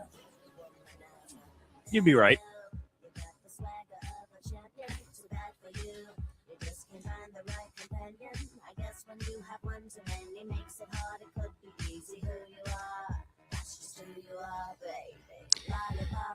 Is it? Oh gosh. Is it Britney Spears? You're correct. Yeah. She's got a chameleonic voice, kind of. A little bit. Yeah. Pat's here. Paul's coming up here in a little bit. Hear from him here shortly when I stump Jack. We start with the birthday of Jeremy Hermida, who's 42. Baseball. Very good. What? Is he a pitcher? Or he was. Wait a minute. No, he was like a utility infielder. I'm thinking of the right guy here. I'm fairly certain he was like he was a utility guy. I'm thinking of little outfield. There was a guy that played for the Kansas Stars. Pat got kind of indoctrinated at the Kansas Stars last night, the function we went to. They were somewhat decent. Bunch of former big leaguers that played in the NBC World Series. Jeremy Guthrie. Jeremy Guthrie being one of them. Yeah. That's easy. That guy's a big leaguer. I don't think he needs any help. That's a great story. Getting calls off the plate this much. What was it? What did he say? 6 inches off the plate? It was a good pitch, but it was a ball. Umpire called it a strike. So what's the deal with the helmet? Garrett Breda. Yeah, you like that Ricky Henderson story? What's the deal with the helmet? You know, I played with a guy last year. I wanted so bad for that to be true, but it wasn't. Isn't that sad? Jack, have you heard the John Olerud, Ricky Henderson story? Go on. Okay. Well, Olerud was there last night, by the way. Really nice guy. Yeah. Just very unassuming superstar. Anyway, he, for those who don't know, Olerud played for the Blue Jays, and then he got traded to the Mets, and then from the Mets, he went to the Mariners. And in his time with the Mets, Ricky Henderson, the much-traveled superstar, player for rent, basically at the end of his career, he played for the Mets, and then Olerud was a free agent. He's from the Northwest, so he wanted to finish his career in Seattle, so he signed with Seattle. And then not too long after that, Ricky got released and signed with the Mariners. And as the story goes, they're standing around the cage. And of course, Olerud wears the hard hat all the time in the field at the plate because of a previous in his collegiate career, had surgery, et cetera, et cetera. So anyway, as the story goes, Ricky Henderson comes up to Olerud and asked him, what's up with the hard hat that you wear, the helmet that you wear out on the field? And he's like, well, I had an aneurysm when I was at Washington State, had brain surgery, and I've had to wear one ever since. And as the story goes, Ricky says, you know what? I played with a guy that with that exact situation happened with the Mets. And Olerud goes, Ricky, that was me. I played with you last year. But that really didn't happen. That which is sad. That got legs because of the New York media, and not surprisingly, they took it and ran with it and turned that into a thing. But whoever made it up, it was just that. It was made up. But that was the funniest story that never actually happened that maybe I've ever heard. But it's funny because it's believable because Ricky is like that. Because they said that Ricky's got a notorious history of just not remembering anyone's name. Bad memory. Yeah. Can't remember anybody's horrible name. memory. Yeah. Who's the bridge player? Was he the bridge player? Who's the one that? No, Olerud and Joe Carter. Played bridge That's right. together. It was Joe Carter. Uh-huh. Yeah. Lots of cool stories last night. Yeah. I mean, the fact that he went on a subway and yeah, they're probably doing a special on the U.S. Open, the tennis Open. Yeah. Famously, the story that was true, he did ride the subway from New York to Shea Stadium instead of driving or taking a cab or anything else. He rode the subway. Which that is surprising. Mm-hmm. It's also risky. That too. That too. Could you imagine? Good stuff. And I know about the batting helmet. I always wondered why that was the case. I didn't realize that was the story. How about the bounce back by him? Yes. Yeah. Incredible story. Unassuming superstar, John Olerud. And to go from a guy who just went straight to the majors. That's right.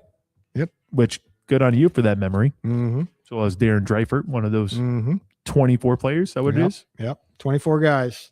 Never went to the minors. Or, to be accurate, from the time they signed, their first professional experience was in the big leagues. Yeah. And Olerud and Darren Dreifert were two of the 24.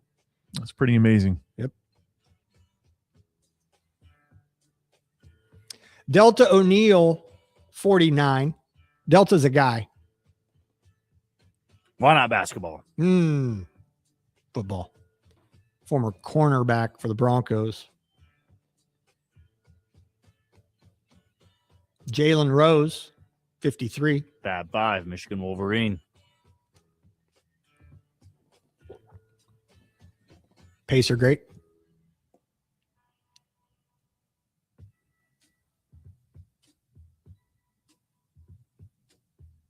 Born on this day, now dead. Non-Big Four. Payne Stewart. Gosh, I should know this one. Yeah, you should. Okay. Non-Big Four, though. Okay. Payne Stewart. Boxer.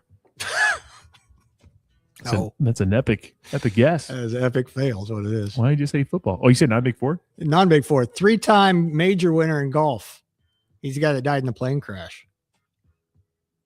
Or maybe you don't recall that. Let's see. Get you back on the old horse here. Also non-Big Four, but still alive. Curtis Strange, 71.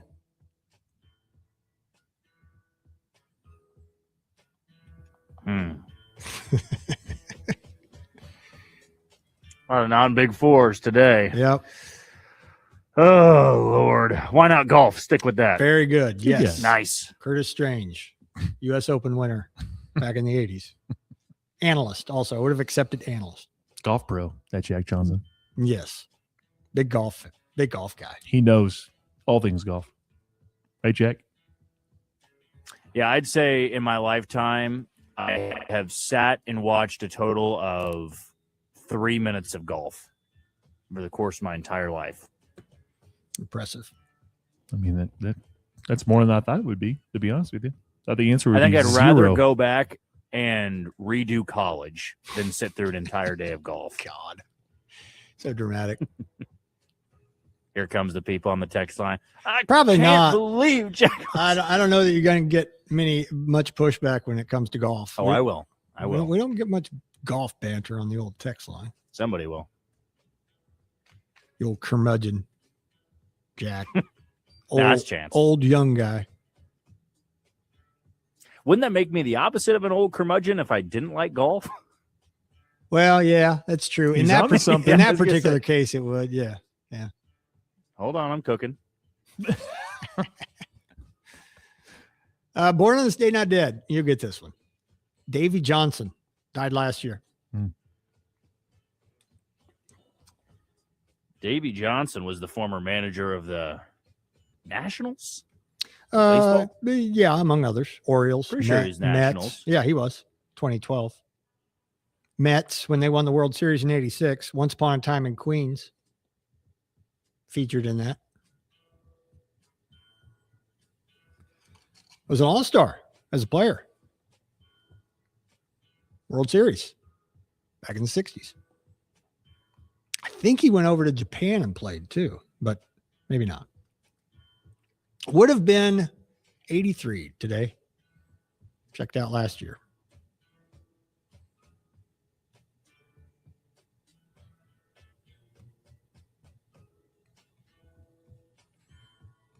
Where will you watch BYU and Kansas? I think Brooksider. Say he already revealed this. I just want everybody else to know. And it is my triumphant return. Mm-hmm. To Triumphant. Brooksider. First time Years since later. when? Why it's been so long? Last year, because I went to, well, it's widely renowned, at least I thought at the time, it's widely renowned in Kansas City as a massive KU bar. Like when you go in there, they got the game on, they got the audio on, and they still have other games on. They're just on smaller TVs, but the big ones right up next to the bar on the walls, that's KU. And I'm sure that's going to be the case tomorrow. But when I went a couple of years ago, it was for the KU Illinois football game when KU was on the road. And Mizzou was playing, tech blind, chubby university or whatever it was, a Division IV program. And Mizzou had all the TVs. Yeah, they had all the TVs on there. And KU had the back left tiny TV. That's right. I remember the story now. I asked multiple times. I'm like, and it's never been that way since, apparently. I was like, well, I'm not. I thought I was coming here to watch KU game and have the audio and this and that, because it's a phenomenal setup, great food, great drink. And I had to step away for a while. I'm like, man, I'm not going in there if they don't get the audio and the TV. So tomorrow it should be a phenomenal experience and environment. But yeah, that was one time I drove 25, 30 minutes to get there, got a great spot at the bar. It was all lined up to be a perfect Saturday night. And then I had to arch my neck behind me to look at this tiny TV in the corner that was delayed by 3 or 4 minutes. I go, clearly all the bartenders tonight were just Mizzou grads, because there's no way this would ever happen again. That's a tough break. Yeah. Tough break. Good luck tomorrow. Hopefully. I'll send pictures. I'm sure it's going to be phenomenal. Okay. Hopefully things turn around for you.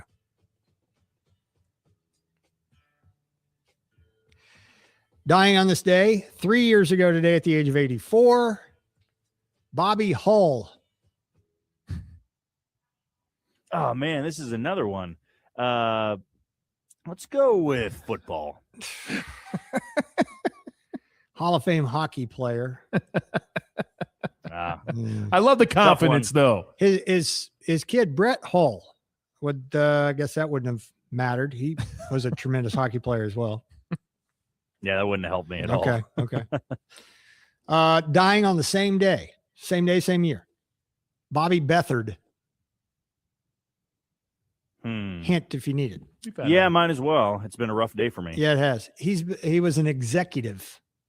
Okay, so this is crazy. The only Beathard I can think of is C.J. Beathard, the former Iowa quarterback.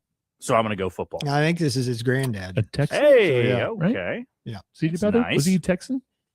C.J. Beathard? He was a multiple Viking, I believe, 49er, too, I thought. I think he was a Niner. Yes, he was a Niner. Yeah. He filled in for Purdy. Was it not Niner and Texan? I thought you also had a moment with Maybe. the Texans. Maybe. Bobby was a GM of the Redskins in their Super Bowl run, and later on in Chargers, and I think he fired Marty Schottenheimer. But I digress. Bobby beat hard. That'll do it for me, thankfully. I think this is perfect timing. I will cede to Pat because the Pulse is coming up next. Stick around. Push it. Goodbye.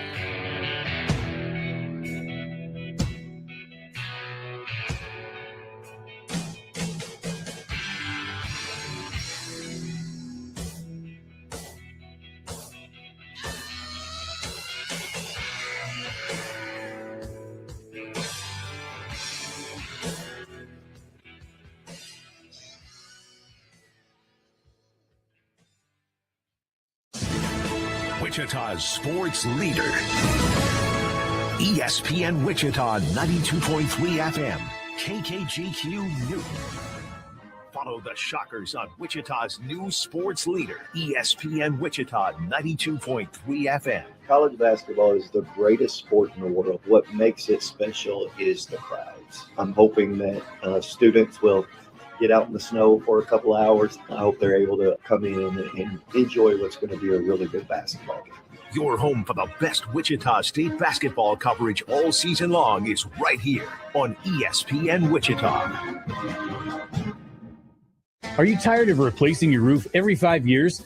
AR Roofing has permanent solutions for you. AR offers both stone-coated steel and indestructible rubberized roofing options, reducing your insurance premiums and promising this is the last roof you'll ever need installed. Contact them for a no-pressure consultation and learn how AR Roofing can help you protect your home from hail, wind, and storm damage today. Affordable financing options available. Contact them at 316-242-0214 or on their website at arroofing.com. Today on Hey Culligan Smart Home, Smarter Water Softener. Here's Kevin. Hey Culligan, can a smart water softener lift those heavy salt bags for me? Kevin, it can. Wait, it can? Yep, the smart high-efficiency water softener from Culligan can alert your dealer when the salt needs to be replaced, and they'll do it for you, so your water stays soft and you stay away from lifting the bags. I mean, I could lift them if I wanted. No judgment here, Kevin. We're happy to do it, and we're already on the way. Let us help you out with a free in-home water test with the local Culligan water expert at Culligan.com. The future will be amazing, and that's all well and good. But what about today? You can feel the rush of a 400-horsepower Nissan Z, or climb to new heights in the all-terrain Nissan Frontier. Light up the road in the all-electric Nissan Ariya that feels like a sci-fi dream come true. The future will be great, but today is made for thrill. All you have to do is get in a Nissan and drive. 2023 Ariya and Z not yet available for purchase. Expected availability is this spring for 2023 Z and this fall for 2023 Ariya. Progressive presents Adjusting to the Suburbs. You just bought a home in the suburbs, but no one told you about all the birds, specifically this one, who seems to be calling out Roy. Roy. But who exactly is Roy? And why doesn't he ever respond? Maybe Roy is just bird speak for save with Progressive by bundling your home and auto. I guess until Roy answers, we'll never know. Progressive Casualty Insurance Company. Coverage provided in service by affiliates and third-party insurers. NBA 70 Prime Time on ESPN Radio. It's a Western Conference showdown in H-Town. Flag at the free throw line, steps in, off balance, short, good, and Flag has given Dallas the lead. That was insane. Cooper Flag and the Dallas Mavs face Kevin Durant and the Houston Rockets. Durant drives and fires, connects from three. The Mavericks at the Rockets. Saturday after Kansas and BYU on ESPN Wichita 92.3 FM. This is Sports Center. I'm Sean Ryder. The Vikings have fired GM Kwesi Adofo-Mensah after 4 seasons, with Minnesota missing out on the playoffs this past season. The NFL Network's Tom Pelissero on why the Vikings made this move. The timing is unique. We've seen GM moves been made, at all different times, Rich. We see them made after the draft. We've seen them made in June, July. End of January, 3-4 weeks after the season ends is not common. But clearly the Vikings just felt like, based upon all those meetings they had, that there was not a way to move forward here. Kevin O'Connell remains the head coach. He's one of the top coaches in the business, and they will, when they run this search, be looking for alignment, whether that is with Rob or somebody from the outside. Tom Pelissero on the Rich Eisen Show. Patriots quarterback Drake May missed practice today with an illness. He's also been dealing with a right shoulder injury as the Patriots get ready to take on the Seahawks in Super Bowl 60 in 9 days. Bills are hiring Pete Carmichael to be their offensive coordinator under new head coach Joe Brady. He was the Broncos' senior offensive assistant this past season. Second round of the Farmers Insurance Open on ESPN. Justin Rose has the lead at 14 under. Hey, it's your resident Super Bowl champ, Chris Kennedy. Coming up Monday, Drake May and Sam Darnold will get all the headlines, but I'll tell you which players will decide the Super Bowl. It's Unsportsmanlike, weekday mornings at 6, right here on ESPN Radio, ESPN2, and ESPNU. You're listening to The Pulse with Pat Strathman on ESPN Wichita 92.3 FM. Small town, big dreams, and a young boy the age of 15. Had a premonition his city would get seen. Now I'm winning, get Sheen in the city of the home of our What's up, Wichita? TGIF. Friday is officially here. But before we can officially kick back and relax for the weekend here on The Pulse, we have 2 hours of sports talk to get to. Welcome into The Pulse on Wichita's sports leader, ESPN Wichita 92.3 FM. Thanks so much for dropping by. Hope you're dodging some snowflakes out there. Hopefully it's not too bad for you all. Hopefully you're staying warm. It's a little chilly out there, so bundle up. Blast the heat. And while you're blasting the heat in your vehicle, make sure to check us out on 92.3 FM.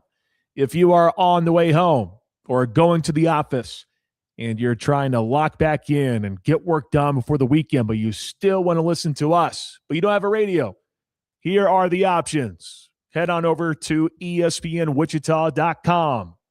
In the top right corner, you will see Listen Live. Click on that, and a separate media player will pull up.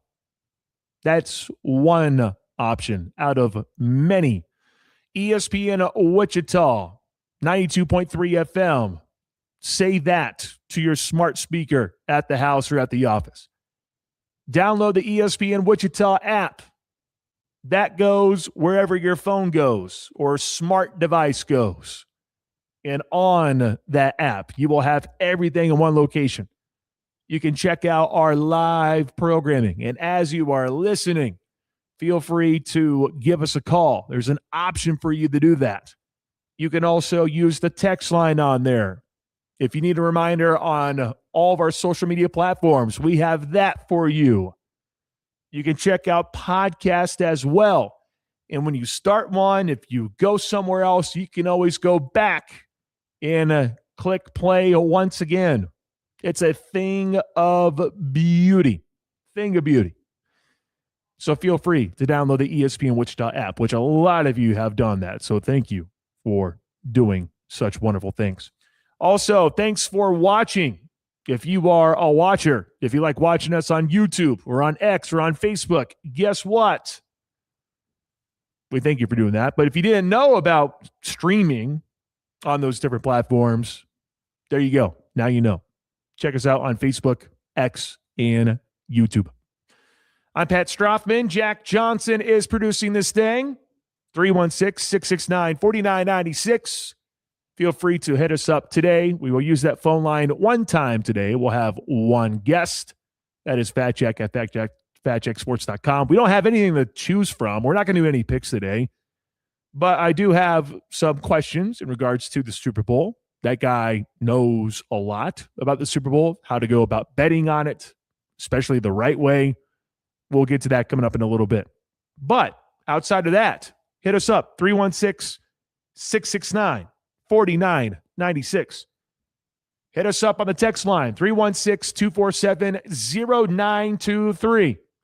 What's on your mind for today? K-State fans, it doesn't appear to be getting better in Manhattan.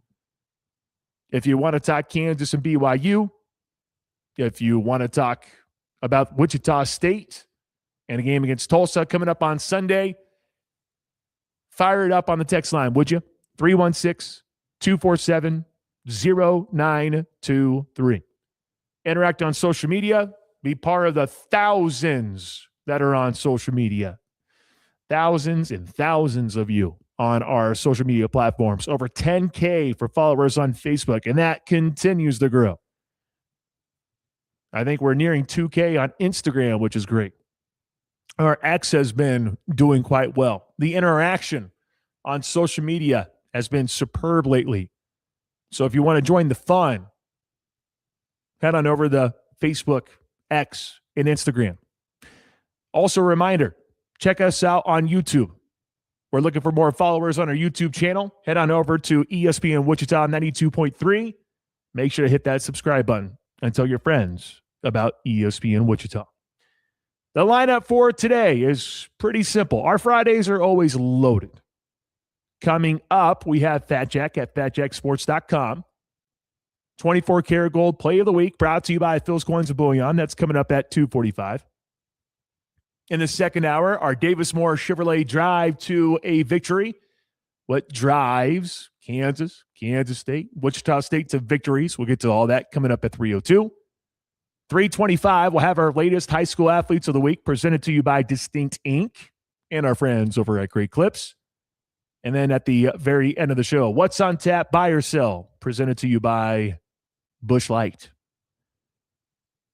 There is a chance for you to win, an opportunity to win that Kansas City Chiefs Bud Light neon sign. We will have a sounder today. Spoiler alert. So be listening. We'll tell you when the call. All you have to do is just listen to the sounder and boom. Well, I shouldn't say call. I should say text. You'll need the text line number, 316-247-0923. That's the line for today. It is January 30th, 2026. Thanks so much for being here. Got to say, I'm looking forward to going to some warmer weather next week in San Francisco. In case you missed it, I'll be at Super Bowl Radio Row for the 5th consecutive year, which is just insane to think about. But I'll be over in San Fran next week. I have about 15 interviews lined up now. I think I gained 5 just today, and that's not including all the people that we'll talk to once we get there. Players, celebrities, former coaches. We'll get to all that coming up next week. Our Super Bowl Radio Row coverage presented to you by Seven Clans Casino, presented to you by Phil's Coins and Bullion. We appreciate their support, and also presented to you by Davis Liquor Outlet. So we'll have some fun next week in San Francisco. I will not be available on Monday. Chance will take over then. Tuesday, Wednesday, Thursday, you'll get me live from Super Bowl Radio Row in San Fran. And then on Friday, I got to travel back. Knock on wood. Hopefully things go okay. Jack is going to be a big, big help next Friday, getting the show lined up. So that way you can get all the audio that maybe we didn't get a chance to play on Thursday or Wednesday. So that's coming up next week. We're excited. Should be a bunch of fun. And now more snow's coming down. So yes, I'm very much looking forward to San Francisco. Now, as I look outside, looking at all the snow. One quick thing before the doom and gloom there in Manhattan, I do want to give a special shout out to the NBC World Series and Visit Wichita in particular. Visit Wichita was kind enough to invite us out there. They're great partners of ours. And it was their second event that they've done like this, where it's the Hall of Fame ceremony. They also bring in a speaker. And it was great to be out there last night. Saw so many faces, so many incredible people. Shout out to those up in Hillsborough in particular. Don't think they're listening to me right now, but come to find out that we have a pretty big following in Hillsborough. For those that probably know my background, you could probably guess why that is. Shout out Mike, Sean, all you guys up there. Good time last night. Heard some amazing stories. Talked to a lot of our supporters here of ESPN Wichita. truly, shout out to them. It was a well-run event. I know Katie Woods and Brian Turner and the entire squad, they really put in a lot of effort, and it was truly great. I had a blast last night. I'm a little exhausted for today, but that's okay. I know Shane and myself, we really enjoyed it. And he had a chance to, I know Shane knows Mark Standiford, who's a part of the Hall of Fame now. I got a chance to talk to Bob Kedrick with the Negro Leagues Museum, and I tapped Shane on the shoulder last night. I'm like, hey, these videos are on MLB The Show. And I got to talk to him about that after the fact. And he's like, you'd be amazed the impact that has had on us just by doing something like that. Because all the youngins that play that game, that see that, now they are coming to the museum and they are learning all about it. And I just thought that was a really cool thing. So good night last night. We appreciate all the supporters there, but shout out to all those who put that on last night. It was a fun time. I don't know if Shane had a chance to really dive into it, but I don't want to miss out on that opportunity, because any time that we get a chance to go somewhere and experience something like that, you truly have to take a step back and marvel at what went down last night. So really cool times last night. What's not great is Kansas State basketball. We already know that, but here's another black eye for Kansas State. The Wildcats, they are down multiple people. Kamari McGriff is a player that can really make an impact for Kansas State. You have Abdi Bashir, who might be out for the entire season. Don't really know, but 4 to 6 weeks is a pretty significant timeline to not have your top 3-point shooter. Another guy that I think a lot of people maybe gloss over, but he can definitely be a good defensive player. That's Moby Ikagaruka, who has missed the past 6 games, but we didn't really know why. We didn't know if there was an injury, what was going down. Well, he has missed the past 6 games for undisclosed reasons, and he will remain out when the Wildcats host Iowa State coming up on Sunday at Bramlage Coliseum. His absence has raised many questions over the past few weeks. Not only has he not been suiting up for the Wildcats, he hasn't even been in the building during the games. Ruh-roh. Well, what's going on? Well, K-State coach Jerome Tang, he's been tight-lipped about Moby's absence, but he shed some light on the situation via a statement yesterday. We got this actually when we were out at the event, and the statement reads, Moby is dealing with a private matter and remains a member of our team. He is eligible to be with us, but is not personally ready. We love him, and he has our full support. It's not known when Ike Garuka will return to the active roster. He's a junior wing. He's only averaging 2 points, 2 boards for the Wildcats this season. He's appeared in 10 games. But what he's best known for is his defensive ability. Before the season began, Jerome Tang described Ike Garuka as the best athlete in the country when he spoke at Big 12 Media Days in Kansas City. He also said P.J. Haggerty was the best player in the country. He also said Abdi Bashir was the best 3-point shooter in the country.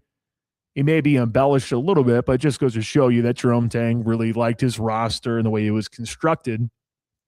Well, with no Ike Garuka, you have him gone, plus Abdi Bashir, Kamari McGriff.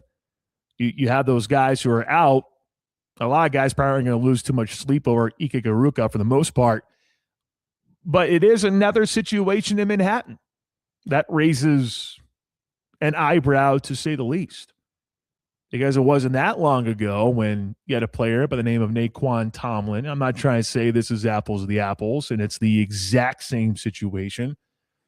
But Naquan Tomlin was involved in an incident, and then he was dismissed from the program, ends up landing in Memphis to play for the Tigers.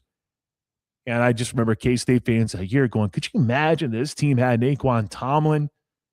Well, now here's another incident, which is just another bad look for Kansas State. It's one of those things to where you say, it can't get any worse. No, it can always get worse. And this is just another thing that pops up that's going to distract you from the actual play on the court.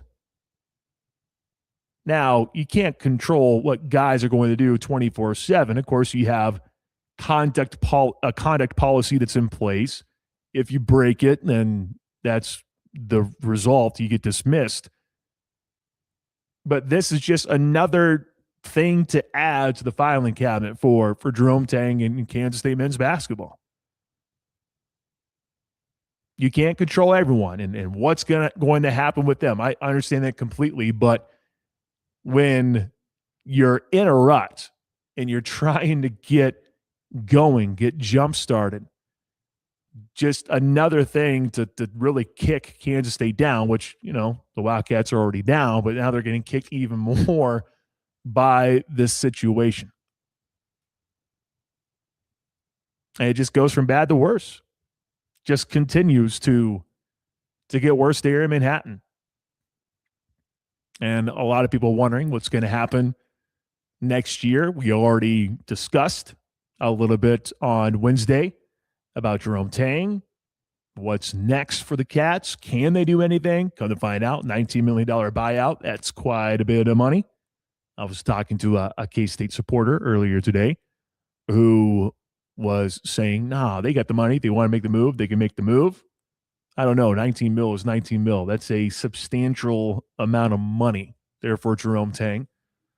But you throw this into the equation for what K-State fans have been dealing with post the NCAA tournament run that they had early on in Jerome Tang's tenure as the head coach of the Cats. Not great in Manhattan to throw this in there. Now, what's really going on? I'm sure everyone can go to social media.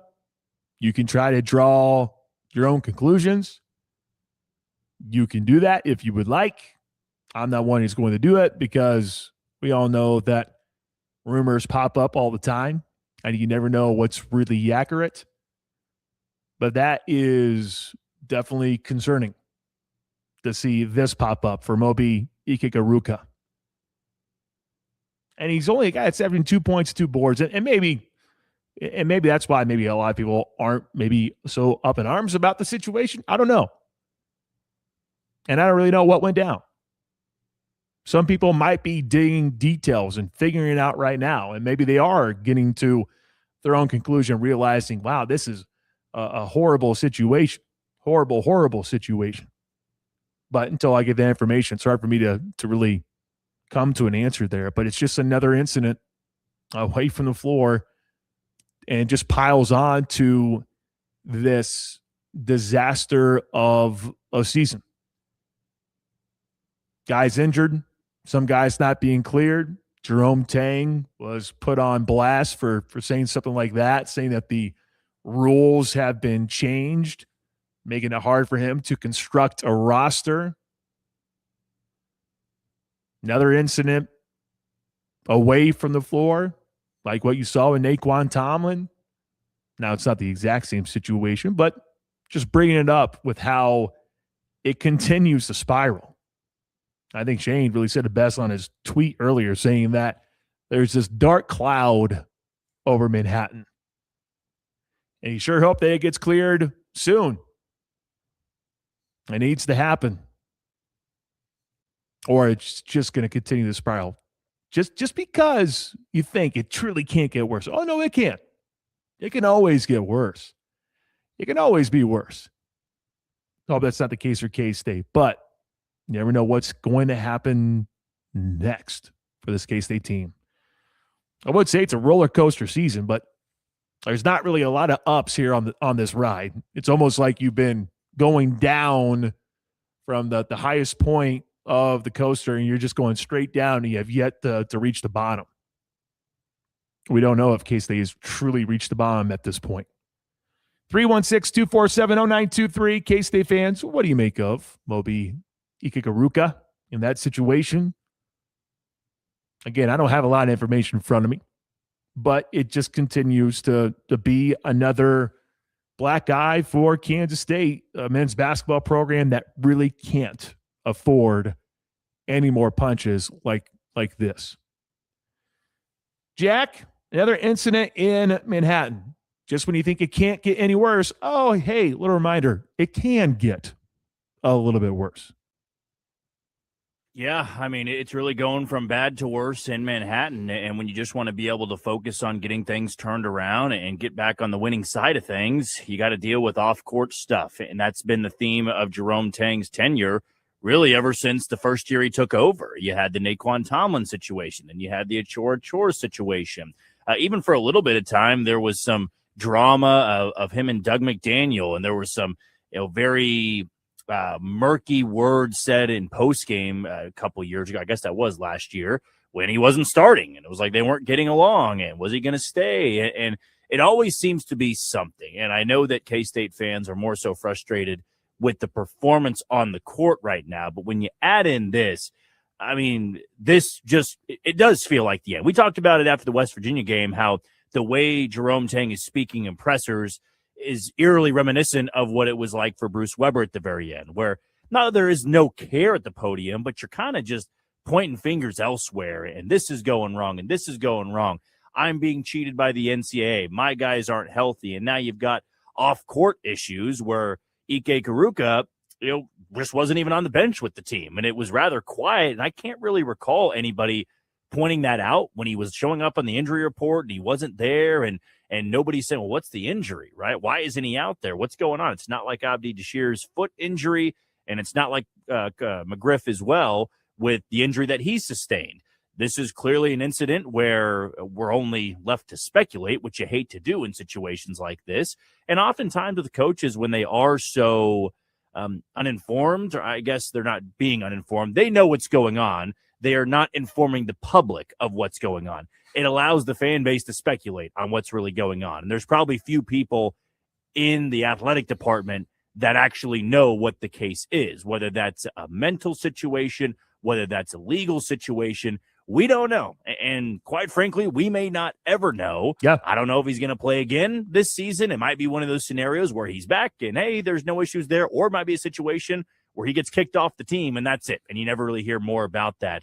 But it has to be a headache for Jerome Tang where you're trying to focus on getting back over 500, and now you're having to answer questions about a guy who's not available and it's not injury related. So to stay focused on Sunday for Iowa State, I mean, I'm not really sure if they were focused or not. They're going to have a great chance of winning that basketball game. And I know that Moby wouldn't have been a huge difference maker, but it only, as we said, it goes from bad to worse. The last thing you want when you're losing all these games is more distractions off the court. And that's what Jerome Tang's dealing with in what could be his final year in Manhattan. I mean, I keep going back to the buyout, though. $19 million is a whole lot of moolah. It just is. It's a lot of Skrilla. I don't know. I wouldn't be surprised, though, if there was maybe some pressure to, maybe rework the contract. Maybe that's something that could happen, and maybe Jerome Tang would do that in order to keep his job. Maybe that's one thing he can truly do. But this season, if you are trying to get blackout on the bingo card, you're probably getting close to a blackout right now.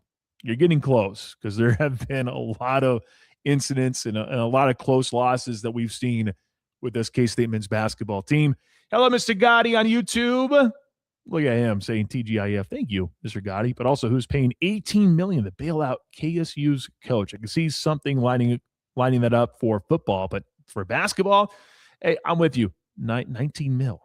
It's a lot. I'm rounding up. I think it's technically 18 and a half or something like that. But I'm definitely rounding up because 19 mil, that's a whole lot of money. But if you're truly sick of it and you have one donor who's truly sick of it, that's how it goes. Get one person to sign a check and the rest is history.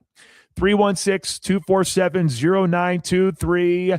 Keep the messages rolling. Be like Mr. Gotti. Chime in on YouTube. I believe someone earlier on was giving a shout out to Mr.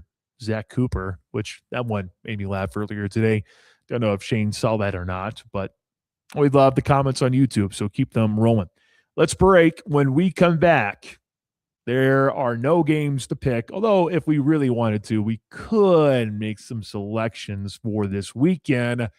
But, we don't have 5 games to choose from when it comes to Fat Jack. Fat Jack, though, is just going to get you ready to rock and roll for the Super Bowl. So we'll check in with our boy, Fat Jack, at fatjacksports.com when we return. You're tuned into The Pulse on ESPN Wichita 92.3 FM. This Sports Center is brought to you by KDOT. As your speedometer creeps up, so does your risk of crashing. Don't try to save time speeding. Save a heartbreak by driving safely and making it there in one piece. The future will be amazing, and that's all well and good. But what about today? You can feel the rush of a 400 horsepower Nissan Z, or climb to new heights in the all-terrain Nissan Frontier. Light up the road in the all-electric Nissan Aria that feels like a sci-fi dream come true. The future will be great, but today is made for thrill. All you have to do is get in a Nissan and drive. 2023 Aria and Z not yet available for purchase. Expected availability is this spring for 2023 Z and this fall for 2023 Aria. Progressive presents Adjusting to the Suburbs. You just bought a home in the suburbs, but no one told you about all the birds, specifically this one, who seems to be calling out Roy. Roy. But who exactly is Roy? And why doesn't he ever respond? Maybe Roy is just bird speak for Save with Progressive by bundling your home and auto. I guess until Roy answers, we'll never know. Progressive Casualty Insurance Company, coverage provided and serviced by affiliates and third-party insurers. And You got now it. another no-brainer money-saving tip from Progressive. Marcus, what happened? I was changing my oil and I spilled some on the floor. Oh, well, use these $50 bills to wipe it up. Perfect. Got any more? Yeah, take a couple hundred. Stop. Instead of using money, use an old rag. And here's a better tip from Progressive on how not to waste money. Don't pay too much for car insurance. Drivers who switch and save could save hundreds. Progressive Casualty Insurance Company and affiliates. Potential savings will vary. The future will be amazing, and that's all well and good. But what about today? You can feel the rush of a 400 horsepower Nissan Z, or climb to new heights in the all-terrain Nissan Frontier. Light up the road in the all-electric Nissan Aria that feels like a sci-fi dream come true. The future will be great, but today is made for thrill. All you have to do is get in a Nissan and drive. 2023 Aria and Z not yet available for purchase. Expected availability is this spring for 2023 Z and this fall for 2023 Aria. Wichita's new sports leader, ESPN Wichita 92.3 FM. So obviously, I had the ACL and the LCL, but everything else was clean. And so, like, as bad as it was as clean as it could be. I found out there's a lot of little things that could happen around that knee that I had never even known. So I was lucky enough, God blessed me enough to not do some of those little things that could prolong the injury. Wichita's home for Chiefs coverage, ESPN Wichita 92.3 FM.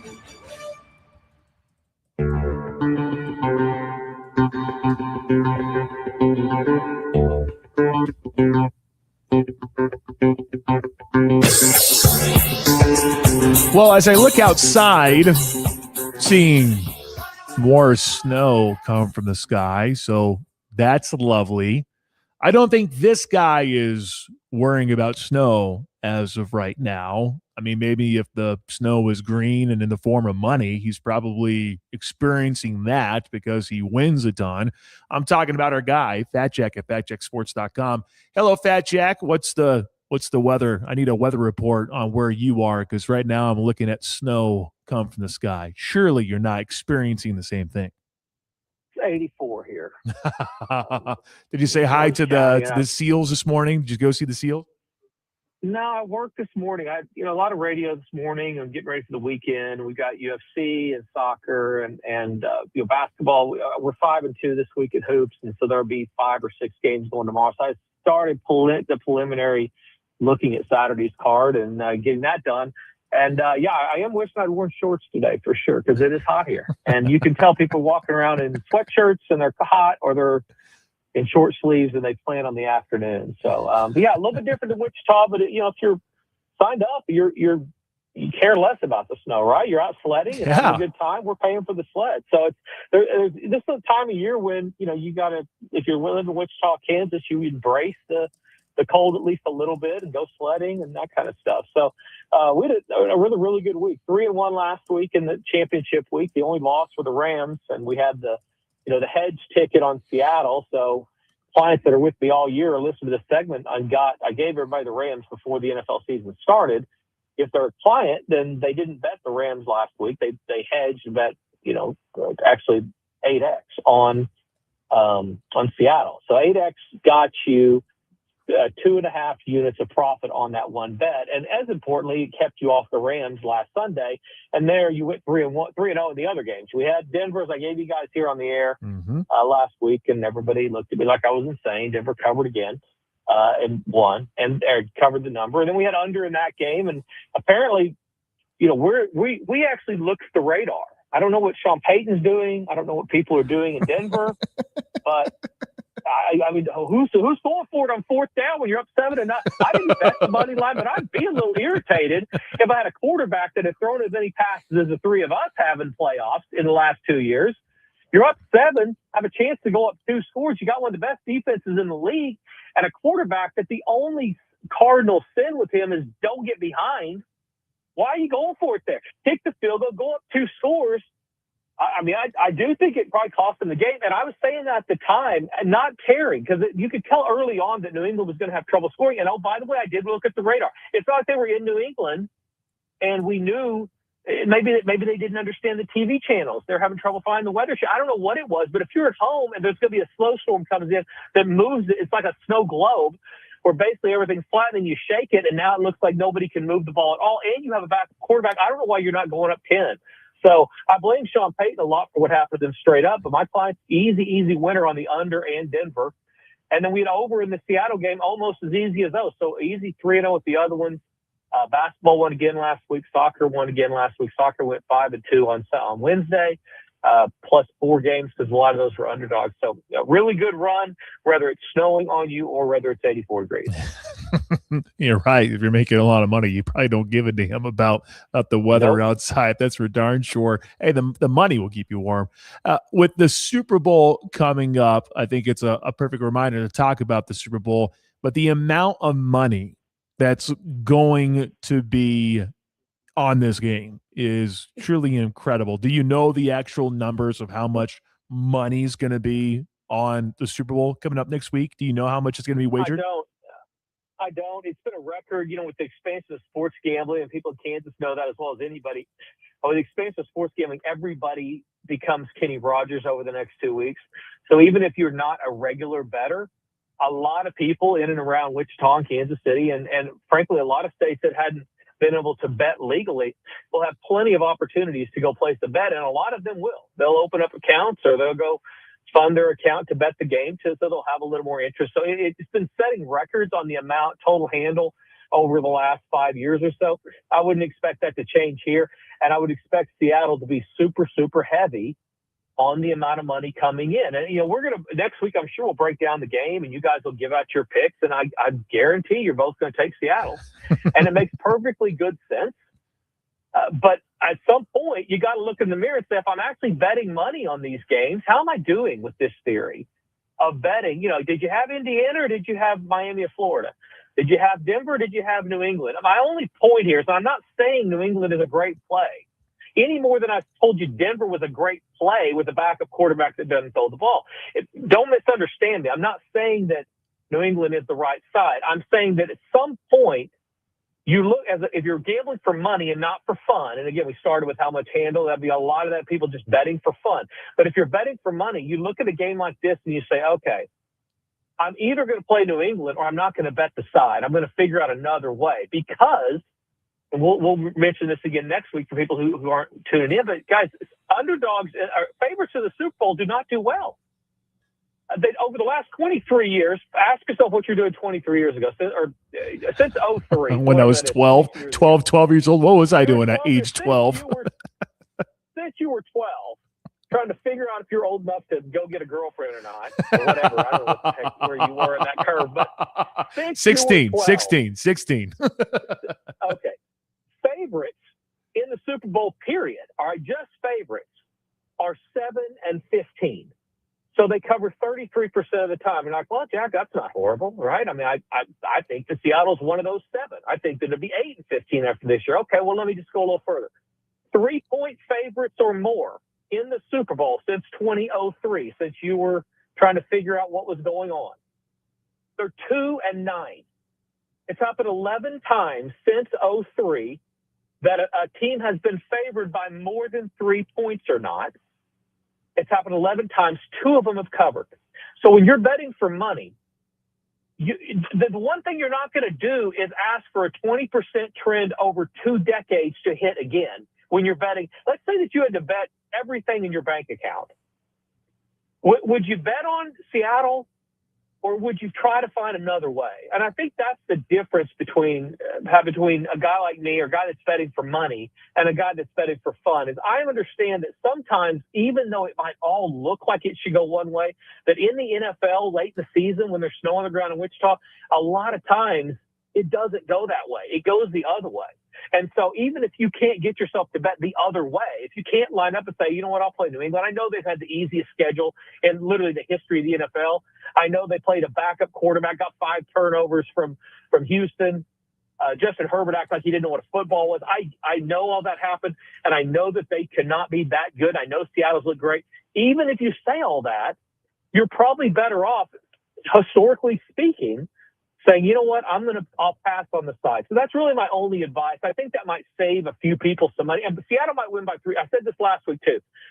New England might win by 3 touchdowns over Denver, and I would be wrong on the Houston play. I'll say the same thing in the Super Bowl. Seattle might win by 3 touchdowns, and I might be wrong on the game, but I'll be right in my techniques and my trends that I look at betting long term. And by the way, in these type of spots, I'll be 2-1 over the last 3 that we talked about.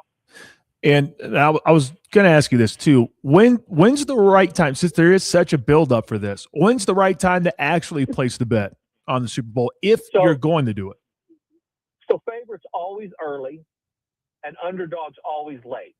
It's a general public league, a general public. You're going to have the $50 guy, even if it wasn't this matchup, it doesn't matter.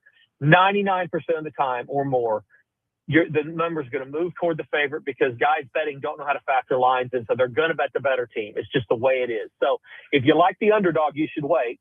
If you like the favorite, you're too late, actually. This year, it bumped back immediately, but then almost immediately after that, it's settled at 4.5. And the reality is, shop the line. You have 2 weeks for a reason. So you should be, if you're laying the points to Seattle, you need to be getting 4. You don't want to be giving more than 4. Because it might be 24-20. If you're giving 4.5, now you lose. And so you don't want to do that. If you're waiting on the underdog, you might get back to 5, depending on how the handle comes in between now and Super Bowl Sunday. So that's generally speaking going to be the rule on long shots. If you're playing same thing with long shots. So if you're playing a favorite, not long shots, a prop bet. So if you're playing a prop bet, if it's a favorite prop bet, so minus 150, minus 160, you want to bet that immediately. Most of those are just now being put up. They're put up starting on Wednesday. Superbook put them up, and then they'll be sprinkling in over the next 10 days. So you want to bet them immediately when they're available. If it's a favorite, if it's an underdog, you might want to wait a little bit. The other way to look at props, and this is an important point also, guys that gamble for a living or gamble to make money, they are going to look at prop bets where they're betting more to make less. So they're going to be okay betting minus 180, minus 220, those type things on the prop bets to win 100. Where the general public guy, he's going to look at underdogs. So he's going to look at, he wants to bet $20 to win 100. That's fun, right? That's super fun. The problem with this prop bets in the Super Bowl, most of the time, almost all the time in those prop bets, you're not getting as good a return as you should based on how often it happens. A few examples, 2-point conversion. A lot of guys, there's going to be a successful 2-point conversion. Or overtime, those type things. Overtime, 2-point conversion. What was the third one that was kind of an obvious one? That was like, there were 2 or 3 that a lot of people like to bet that are underdogs, but you're not getting the odds that you should get. If you go back and look how many overtimes there have been in the total of the NFL and certainly of Super Bowl or even the last 20 years, I think there's 2 in the last 20 years. So, safety's the third one. People like to bet there's going to be a safety. That's super fun when it is, but similar to playing a lottery or playing a long shot when you go to the dog track or the horse track or whatever.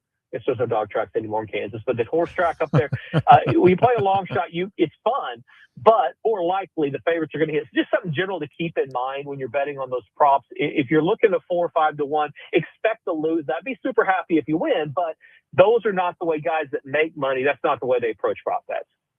How much money is on Seattle already? I'm sure you're watching it very closely. How much money is going to what team as of right now? Do you know?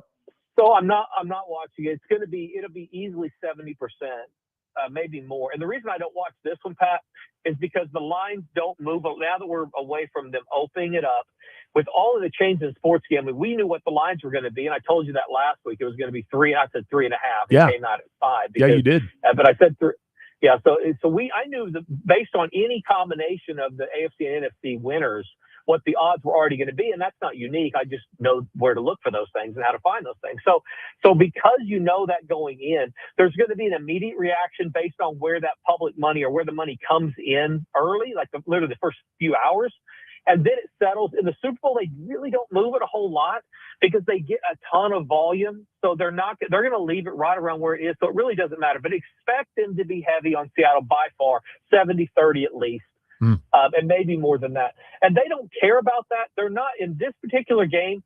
They are going to make it up with all of the other ways to bet. So they're going to make 10% more on the losing wagers, right? So they make 10% on this huge number. So even if they lose the side, they're going to make 10% more on the losers on the side. They're going to make 10% on the totals, the volumes huge on that. And all these prop bets that lose, it's a real nice safety net and fundraiser. So they're going to leave it pretty much the same. I don't think it's not going to move more to points. So it really doesn't matter where it lays. In this one game, you can't say that the rest of the year. But if it's one game, they're not going to move it a whole lot, even if they get, they'll get $1 million bets coming in pretty quick, most likely on Seattle.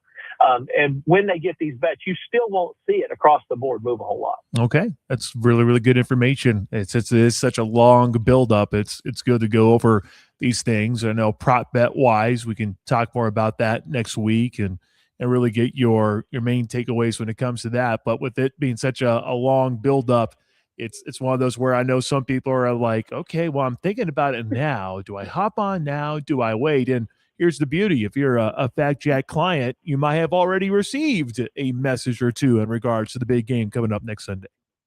Yeah, you're not going to have to worry about it. That's the thing. I've lost one Super Bowl in the last 18 years on our top play, and I have not lost on prop bets. They have not lost 18 straight years. And actually goes back further than that. The prop bets we release are going to win money. I rarely say things like that. Yeah, that's not you. That's usually not you. I just don't. I'm much more conservative, much more be careful. If we lose the props, it's just literally something that hasn't happened almost ever in my career on this game. So it's not every game, but this game, there's so many options, and we're able to kind of dig down. And we're not playing a lot of the, which is going to be higher, the final score of the Waste Management Open winner, or what kind of Gatorade, what color Gatorade's going to be out there. I'll throw those in at the very bottom with a huge bold disclaimer. These are for fun. Don't play them for a lot, blah, blah, blah. But I'll give 10 to 15 props. And Pat, there's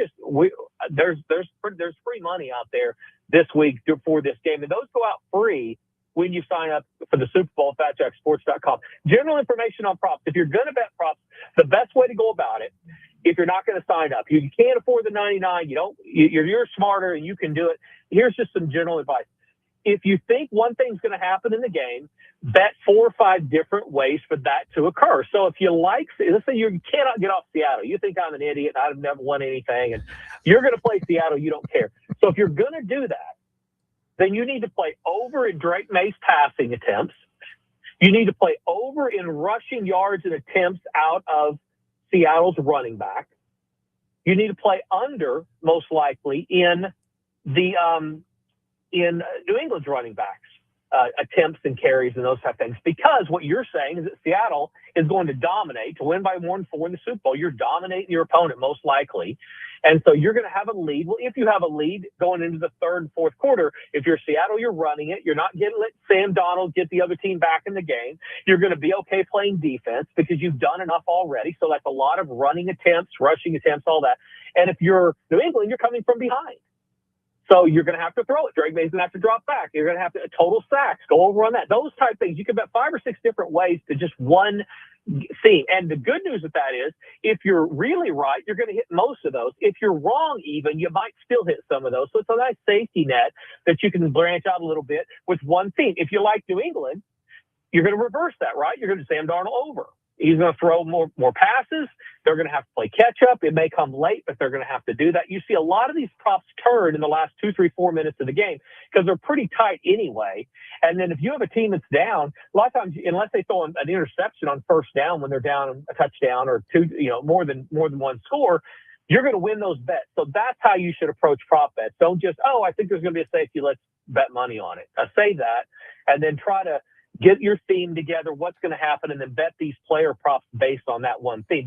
It's not a coincidence, Pat, that I've won 17 to 18 years of the last 18 in the Super Bowl, yet the props have won every year. It's because if I think the Chiefs game, if I bet the Chiefs in the Super Bowl, and I'm like, the Chiefs, this game is going to go under, because their coach is really good against good competition at shortening the game, keeping his quarterback out of harm's way, and their defense is enough to get it done. If I think that's going to happen, then I do exactly what I'm talking about. I bet Mahomes under, I bet Kelsey under most of the time in those spots. I'm going to bet over with the pass attempts for the opponent, those type things. So you can relate it to the Chiefs situation. Just put that in this. Which, by the way, this is the longest odds Super Bowl we've had in 50 years.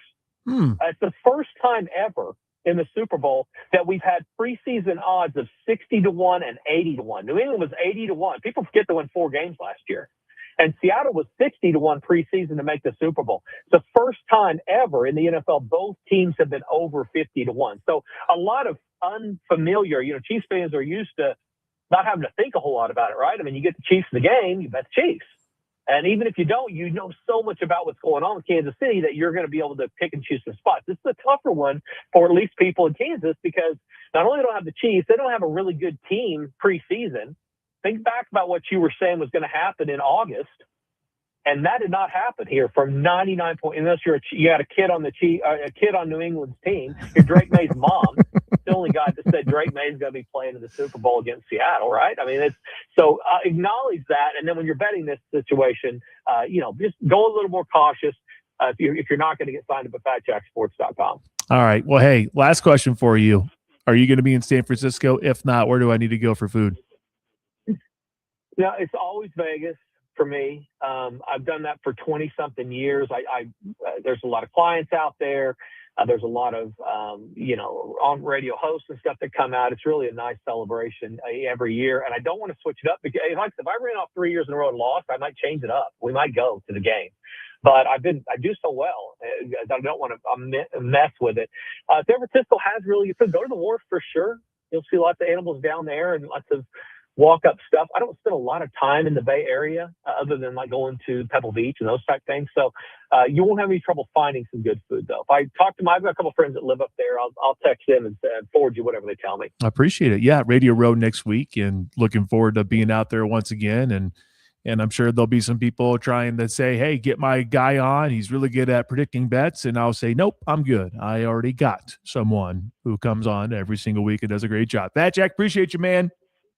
Yeah, guys, have a great week. Have a safe trip. And people out there listening, understand what a pleasure, what a real joy that is. It's not every station in the country sending somebody to Radio Row, especially when they don't have a team in the game. So that type of radio is must listen. I mean, you get so many different insights and different things going on. It's worth every mile that you're going to have to go and that night or two in the hotel room. So have a great time. FatJackSports.com if you want to win the game. You're staying around Wichita. All right, man. I appreciate you. Have fun in Vegas next week. All right, see you soon. All right, Fat Jack at FatJackSports.com. We will get more insights for the Super Bowl next week with Fat Jack at FatJackSports.com. While we have this moment, speaking of the NFL, Jack, do you mind?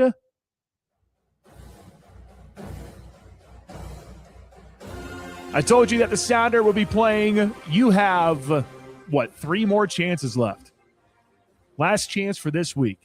Text Bud Light to 316-247-0923 for your chance to win a Kansas City Chiefs Bud Light neon sign.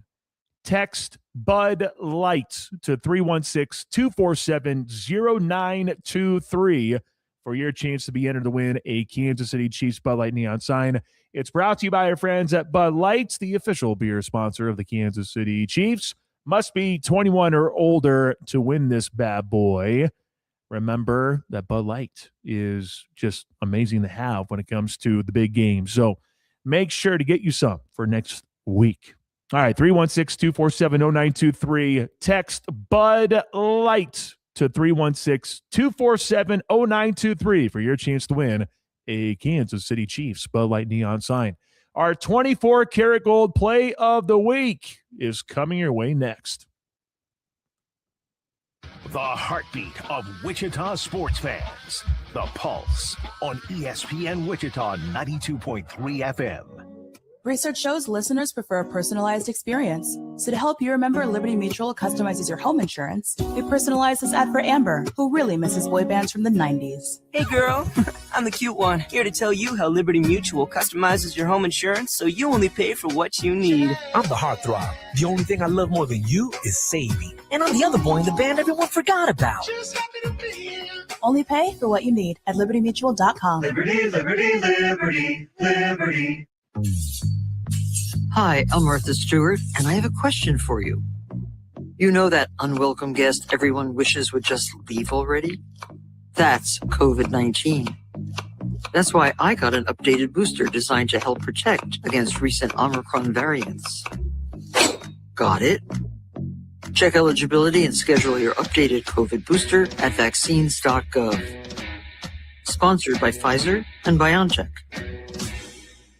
Today on Hey Culligan Smart Home, Smarter Water Softener. Here's Kevin. Hey, Culligan, can a smart water softener lift those heavy salt bags for me? Kevin, it can.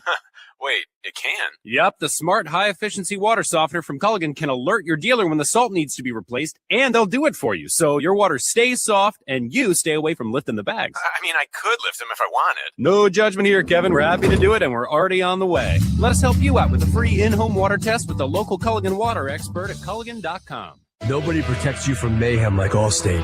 On that heavy shelf you hung yesterday. Turns out you didn't use enough anchors. Wait, you didn't use any anchors? Now you've got an open floor plan. Trendy. And if you have the wrong home insurance, you could need a wall of money to fix this. So get home insurance with Allstate and be better protected from mayhem, like me. Based on coverage and limits selected, subject to terms, conditions, and availability. Allstate Vehicle and Property Insurance Company and affiliates, Northbrook, Illinois. And we are all tied up in the bottom of the ninth. Bases loaded. Electric in here. Electric. It all comes down to this pitch. You throw the fastball here. But it looks like Brock is walking off the field and is leaving the stadium. What is going on here? I'm getting word that he left to get a taco. When you need a taco, you need a taco. Introducing the new Cantina Crispy Melt Taco, only from Taco Bell. At participating U.S. locations for a limited time only. Pay heed, all who enter. A swat on one end, a poster on the other. What a sequence. Join the Jayhawks all season on the hardwood. He hit it from way downtown. The legacy continues right here on your home for Kansas Jayhawk basketball. Saturday, the Jayhawks face BYU at 3:30. Tune in for live coverage right here on the home of the Jayhawks, ESPN Wichita 92.3 FM.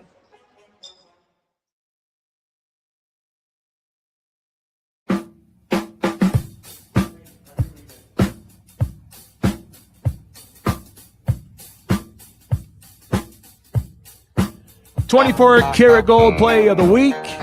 It's presented to you by Phil's Coins and Bullion.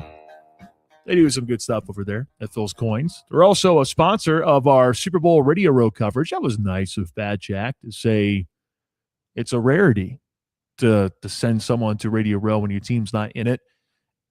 I mean, that's really what we've done here at ESPN Wichita, man. We go to things, and we feel like it's important to go do those things. Going to Dallas for Big 12 football media days, going to Kansas City for Big 12 basketball media day, going there for the Big 12 tournament. That's what we do, man. We go to these places because we know that it's important to you all. It's great content, and I am looking forward to being there for the 5th straight year. That first year, it wasn't a Chiefs Super Bowl. First year, it was Cincinnati and L.A., and then, of course, you get spoiled with the Chiefs being in it from that point forward. But I am looking forward to San Fran next week with Seattle and New England. I can't wait. Should be lots of fun. All right, a 24-karat gold play of the week for me, brought to you by Phil's Coins and Bullion. I mean, come on, Jack. you would be in agreement with me, unless you want to go something different just to have some variety. I don't blame you. It's not even like a play that really happened. It was just more so emotion that was shown by Melvin Council Jr. doing the Wabash Cannonball at the center court, just mocking it, because I think rivalries need that juice. And Bill Self, I thought, said it best earlier this week. He told the guys, you guys, if you lose this, you don't have to live with it for the rest of your life. I live here. All right. I have to live with it. You guys are going to go on and do this thing after playing one season. You don't have to remember this game. Guess what? I do. And I felt like Melvin Council Jr. really took that to heart. And with him doing the Wabash Cannonball there at center court, it did make me chuckle. And the amount of K-State fans that were like, you know what? Got to eat it. So my 24-karat gold play of the week wasn't exactly a play, just more so of a celebration. Jack, do you have one? I'll go with Cooper Flagg and his 49-point performance last night. Also, Con Knippel had nearly 40. And to think that Duke had both those guys and still couldn't win a national championship says a lot about them. But I'll give my nod to two Duke players who were on fire last night. Look at that. Jack picking a Duke player or two Duke players, but yet there's a backhanded compliment that comes with it. So good work on that. 24-karat gold play of the week brought to you by Phil's Coins and Bullion. Searching for a timeless investment in these unpredictable times? Look no further than Phil's Coins and Bullion. 9344 West Central. In a world of uncertainty, invest with confidence. Experience the trust and reliability at Phil's Coins. Hour 2 straight ahead. We'll preview all the basketball action when we return.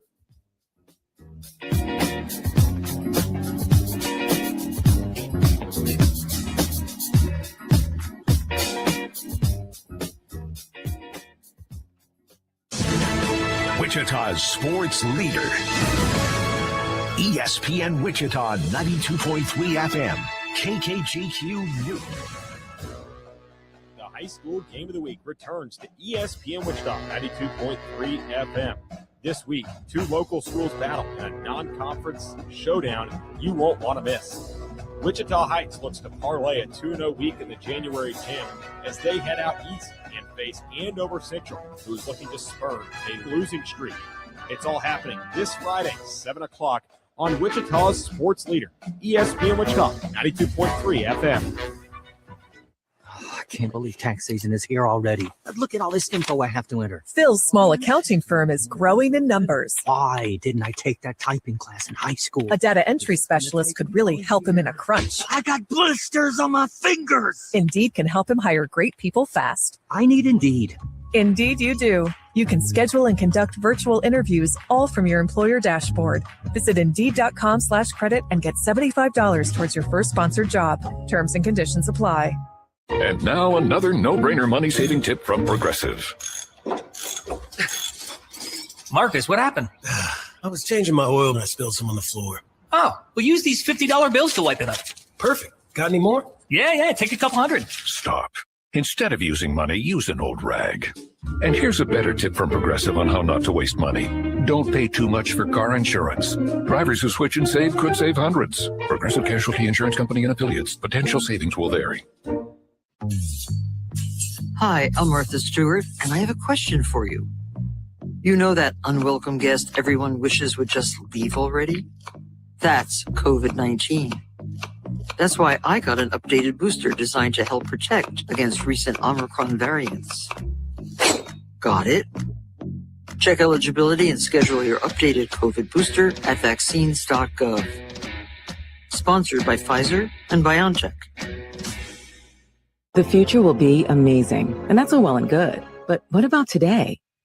You can feel the rush of a 400-horsepower Nissan Z, or climb to new heights in the all-terrain Nissan Frontier. Light up the road in the all-electric Nissan Ariya that feels like a sci-fi dream come true. The future will be great, but today is made for thrill. All you have to do is get in a Nissan. In case you're wondering, Paul Pierce still has his KU student ID. How about that? Isn't that crazy? We don't do ordinary. I think mine is in a cabinet. Commercial real estate relationship. Occidental Management made the move to our new location in Delano. An incredible You don't keep them? Come We're on. happy to have them as a partner in No. furthering our mission to end Alzheimer's. Your Also, you see Generosity that helps us fund Stokes and groundbreaking Kenny are both going to be research inside the and field house provide tomorrow? Support and education for families Yeah, I saw impacted that by last this week. terrible That's going to disease. be. Learn more There's at going to be a lot of ALC.org or people there, call boy. 800-272-3900. Oh, yeah, definitely. This is Sports Center. I'm Chad Ryder. The Vikings have decided to let go GM Kwesi Adolfo-Mensah after 4 years. Minnesota went 9-8 this season, missing the playoffs. They did finish the season on a 5-game winning streak. Vikings owner and team president Mark Wilf on the firing of their GM. The most important thing was getting this decision right. And like I said, we like to be methodical about all this. And we You're had putting our $5 down on Cole Reagan's plus season-ending 1,100? meetings and really took a deep dive look at not just No, any one he's not thing, gonna but win. over the past few years. And so we want to make sure Why? we got Got the the name decision of right. Scoobles in the way we or talked something? to all the stakeholders, all the people involved in probably our a football three-time operations. champion. And He's we so really came to this decision in a insanely methodical way. And that's the way we went about it, because this is about our long-term success. Wilf also said that Vikings VP of Football Operations Rob Brzezinski will run the team through this year's draft. The NFL will discuss using video review to assess penalties for player safety-related violations that are missed by officials. The golf and second round of the Farmers Insurance Open at Torrey Pines. Justin Rose has the lead at 14 under, 3 ahead of Seamus Power. Hey, it's your resident Super Bowl champ, Chris Candy. Coming on Monday, Drake May and Sam Darnold will get all the headlines, but I'll tell you which players will decide the Super Bowl.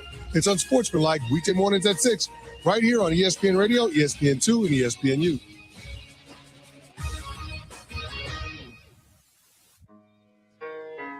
It's just a public service announcement, sponsored by Just Blaze and the good folks at Rockefeller Records.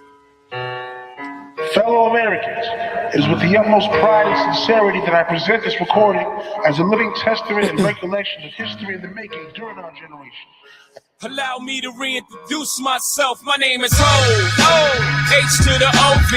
I used to move snowflakes. 1 hour down, and now we're down to one final hour here for the Pulse in January. February is almost here. Where did January go? It really just arrived, and before you know it, it's gone. And it's gone. To quote a South Park reference there. And put you in your money, and it's gone. January went by so fast. Glad to have you here. It is the Pulse on Wichita Sports Leader, ESPN Wichita 92.3 FM.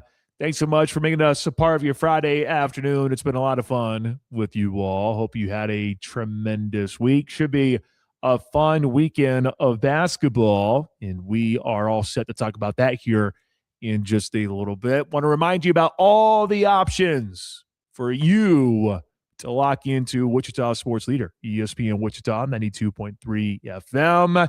We're streaming online at espnwichita.com, streaming on your favorite smart speaker. Tell it to tune into ESPN Wichita 92.3 FM. And you can stream by downloading the ESPN Wichita app, which has all sorts of goodies on there.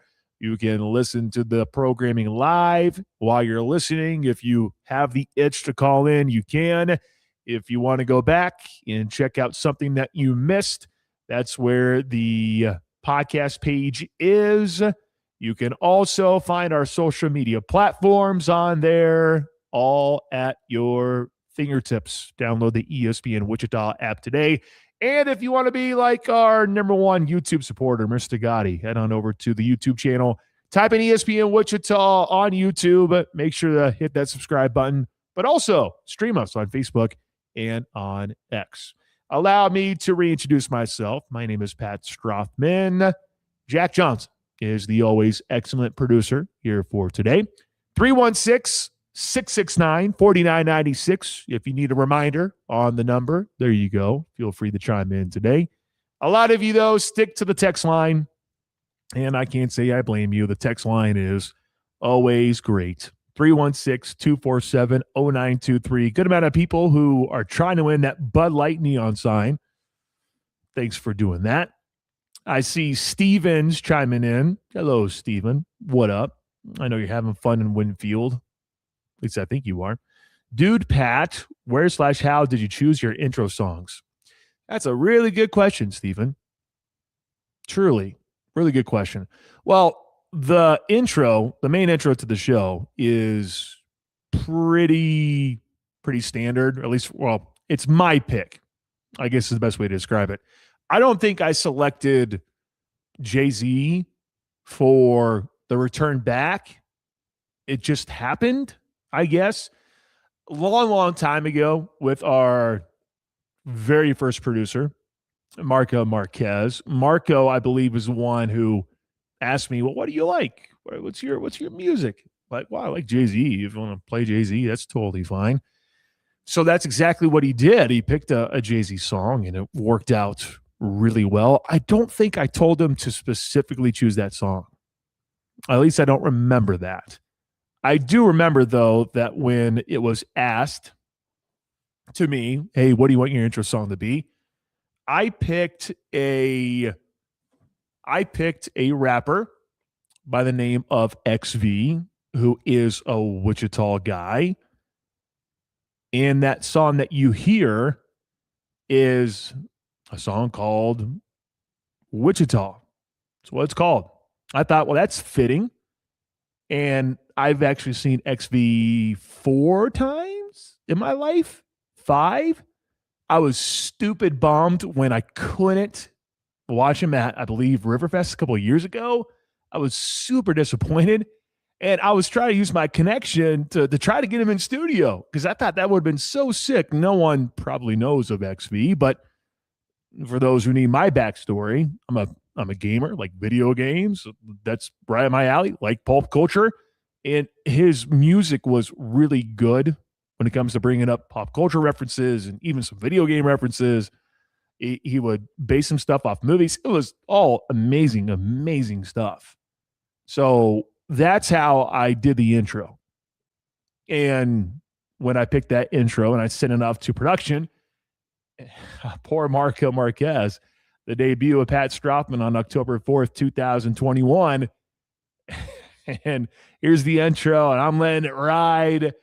And then a curse word popped up, and I immediately started talking. I sent an email, and I'm like, hey, you need to clean this up. And they did. So that's the story behind at least one of them. I do know that Jay-Z was a popular pick, too, for Jack. What was the show? The Shift? Isn't that what we had a while back from 6 to 7? Oh, man. You remember that? Do you remember that? Yeah, vaguely. Yeah, I can't remember what the intro song would have been. It was Jay-Z. I think it was, it was Jay-Z? It was Jay-Z. I know it was. Random, then. Yes, I know it was Jay-Z. No, and that's why I have a good memory of that, because I remember it was Marco, and then here's Jack Johnson taking over and did that for a little bit, and then we thought, you know what, Jack is doing a lot, so let's not make him do a 6 to 7 show every single day on the station. So yeah, I remember it being Jay-Z and The Shift, right? I think I got that right. I think it was called The Shift. Yes, it was the name. I'm sure Marco actually just probably picked the song randomized too. So had some good taste, that's for sure. Yeah, no doubt. Good memories. I've been talking to people all week long. We have some great partners who are just like, you remember back then? I'm like, yeah, yes, I do. I'm sure Shane remembers it just as vividly. Shane and I both have lovely memories of how things started. And yeah, we can go down memory lane some other time. But Steven, thanks so much for saying that those intros are fire, because they are. They are very, very good. They've been a staple on the show. And anytime that we had a fill-in producer for Jack and they didn't play that song by Jay-Z, oh, you better believe that there was hell to be paid, you know. Hey, how dare you not get that song up? I'm just kidding. I never berated any producer. That's just in poor taste. Thank you, Steven. Be like Steven. Chime in. 316-247-0923. Coming up in a little bit, High School Athletes of the Week, presented by Great Clips and Distinct Ink. And then at the very end of the show, What's on Tap, Buy or Sell, presented to you by Busch Light. Let's get to our Davis Moore Chevrolet Drive to a Victory. What drives Kansas to a win over BYU? What drives Kansas State to a win over Iowa State? Maybe some would say a miracle on that front. What drives Wichita State to a win over Tulsa? We'll get to all that right now. It's brought to you by Davis Moore Chevrolet. A new year brings a smarter, stronger way to drive. In fact, I Saw Sean Tarbell and the entire Davis Moore Chevrolet group yesterday at the event that we're at. That was great. So jump into the all-new 2026 Chevy Silverado 1500 Custom 4x4 and save up to $14,000 off MSRP or get 1.9% financing. Save up to $10,000 off MSRP on the 2025 Chevrolet Suburban Premier 4x4, combining style and performance. Together, let's drive to Davis Moore Chevrolet, located under the big American flag at Kellogg and Tyler, or visit them online at davis-moorechevrolet.com. Speaking of Davis Moore, also ran the Big Al yesterday. That guy is a model of consistency, might I add. Anytime you see him, hello, friend. Like, he's really good about it. You can learn a thing or two from him when it comes to consistency, which we all need. We all need in order to be successful. All right, tomorrow, Kansas, BYU. It's Darren Peterson and AJ DeBonsa. That's exactly what we're going to get tomorrow at 3:30. Pre-game coverage at 2 o'clock. Catch it right here on your home for the Hawks, ESPN Wichita, 92.3 FM. Kansas basketball presented to you by Baxter and Associates. It is the potential 1v2 with AJ DeBonsa and Darren Peterson. Well, DeBonsa leads the nation in scoring, averaging 24 points per game. He has made 131 free throws, which is pretty substantial.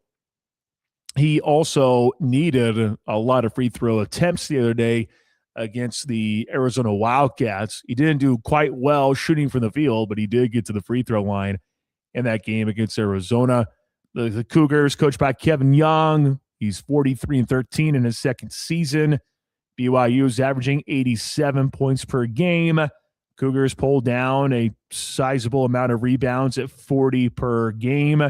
The 9 threes per game is rather scary going into this game tomorrow because the 3-ball, I believe, is an advantage for BYU in this basketball game.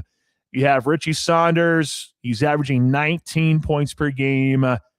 Robert Wright III, the former Baylor Bear, averaging 18 points a contest. He's second on the team with 36 trays made. Kennard Davis Jr. is averaging 8. They have a solid squad there at BYU. When Mark Pope left for Kentucky, I think a lot of people thought that would be the end game. Like, it's over for BYU. There's no way. And then Kevin Young at Tech takes over. And what does he do? Well, he has done quite well. And last year when these two teams linked up in Provo, I know Kansas fans aren't going to forget that 91-57 mollywhopping. My goodness. I'm trying to think. I think I was in Philadelphia last year when that game happened, and I'm just watching it, and I'm like, oh, this is making me sick. I'm done. I can't watch anymore. I just can't. It was absolutely brutal. Absolutely brutal. But, hey, BYU this year has been spectacular. BYU has done a lot of good things. The 3-ball to me, I think, is going to be a huge thing. But, yes, it is DP versus AJ DeBonsa. And it's hard not to say that that's the game. And I know Bill Self and Jeremy Case, and I'm sure Kevin Young, I'm sure everyone's saying it's not just DP versus AJ DeBonsa. That's not what this game is going to be about tomorrow. But you better believe that those two guys are going to want to put on a show. And I really want to see a heavyweight bout, see them go back and forth. I think that would be tremendous basketball. But this will come down to the supporting cast for both teams. With Kansas, we have seen when Darren Peterson's out there, yes, he can score, but you also wonder about the supporting cast for Kansas. Can they chip in at the right moment? Can they do more than just pass the ball to Darren Peterson and then just watch? There have been times that's been an issue for Kansas this season. BYU has not had any issue with AJ DeBonsa standing and watching because they share the ball so well. The Cougars are really good when it comes to assists. And I think if you were to go 5v5, who's got the better 5? And I think there is a legit argument to be made that it could be BYU because Robert Wright III is not a bad player. Richie Saunders, we thought, would go on to the NBA last year. ends up going back to BYU to team up with DeBonsa, and now you're thinking, damn, got to worry about him too. Oh, and Robert Wright III's joining in now. Whoa, how on earth are we going to go about trying to stop those guys? And that's going to be the goal for Kansas tomorrow. The supporting cast for Kansas, Melvin Council Jr., who's coming off a double-double against Kansas State. You have Flory Badunga. Out of all the guys, we talked about so many players yesterday with Brian Haney. We didn't mention a single thing about Flory, who ended up having a double-double in that game and quite a poster on Buka for Kansas State a week ago in Manhattan. And then you look at Bryson Tiller, and I think I already mentioned Trey White, but those are guys, if you go 5v5, who really has the better five.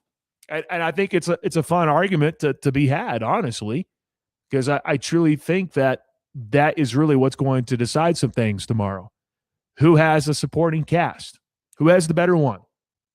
Are you going to get 19 from Marco Jackson? Are you going to get 16 from Bryson Tiller? Are you going to get that tomorrow? Hard for me to really envision that's going to be the case, but that to me is going to drive Kansas to a win tomorrow. If Kansas's supporting cast can be better than the supporting cast for BYU, that is what drives Kansas to a win. That would be my big thing for tomorrow in the game with Kansas and BYU. Jack, what drives Kansas to a win over the BYU Cougars to keep the winning streak alive?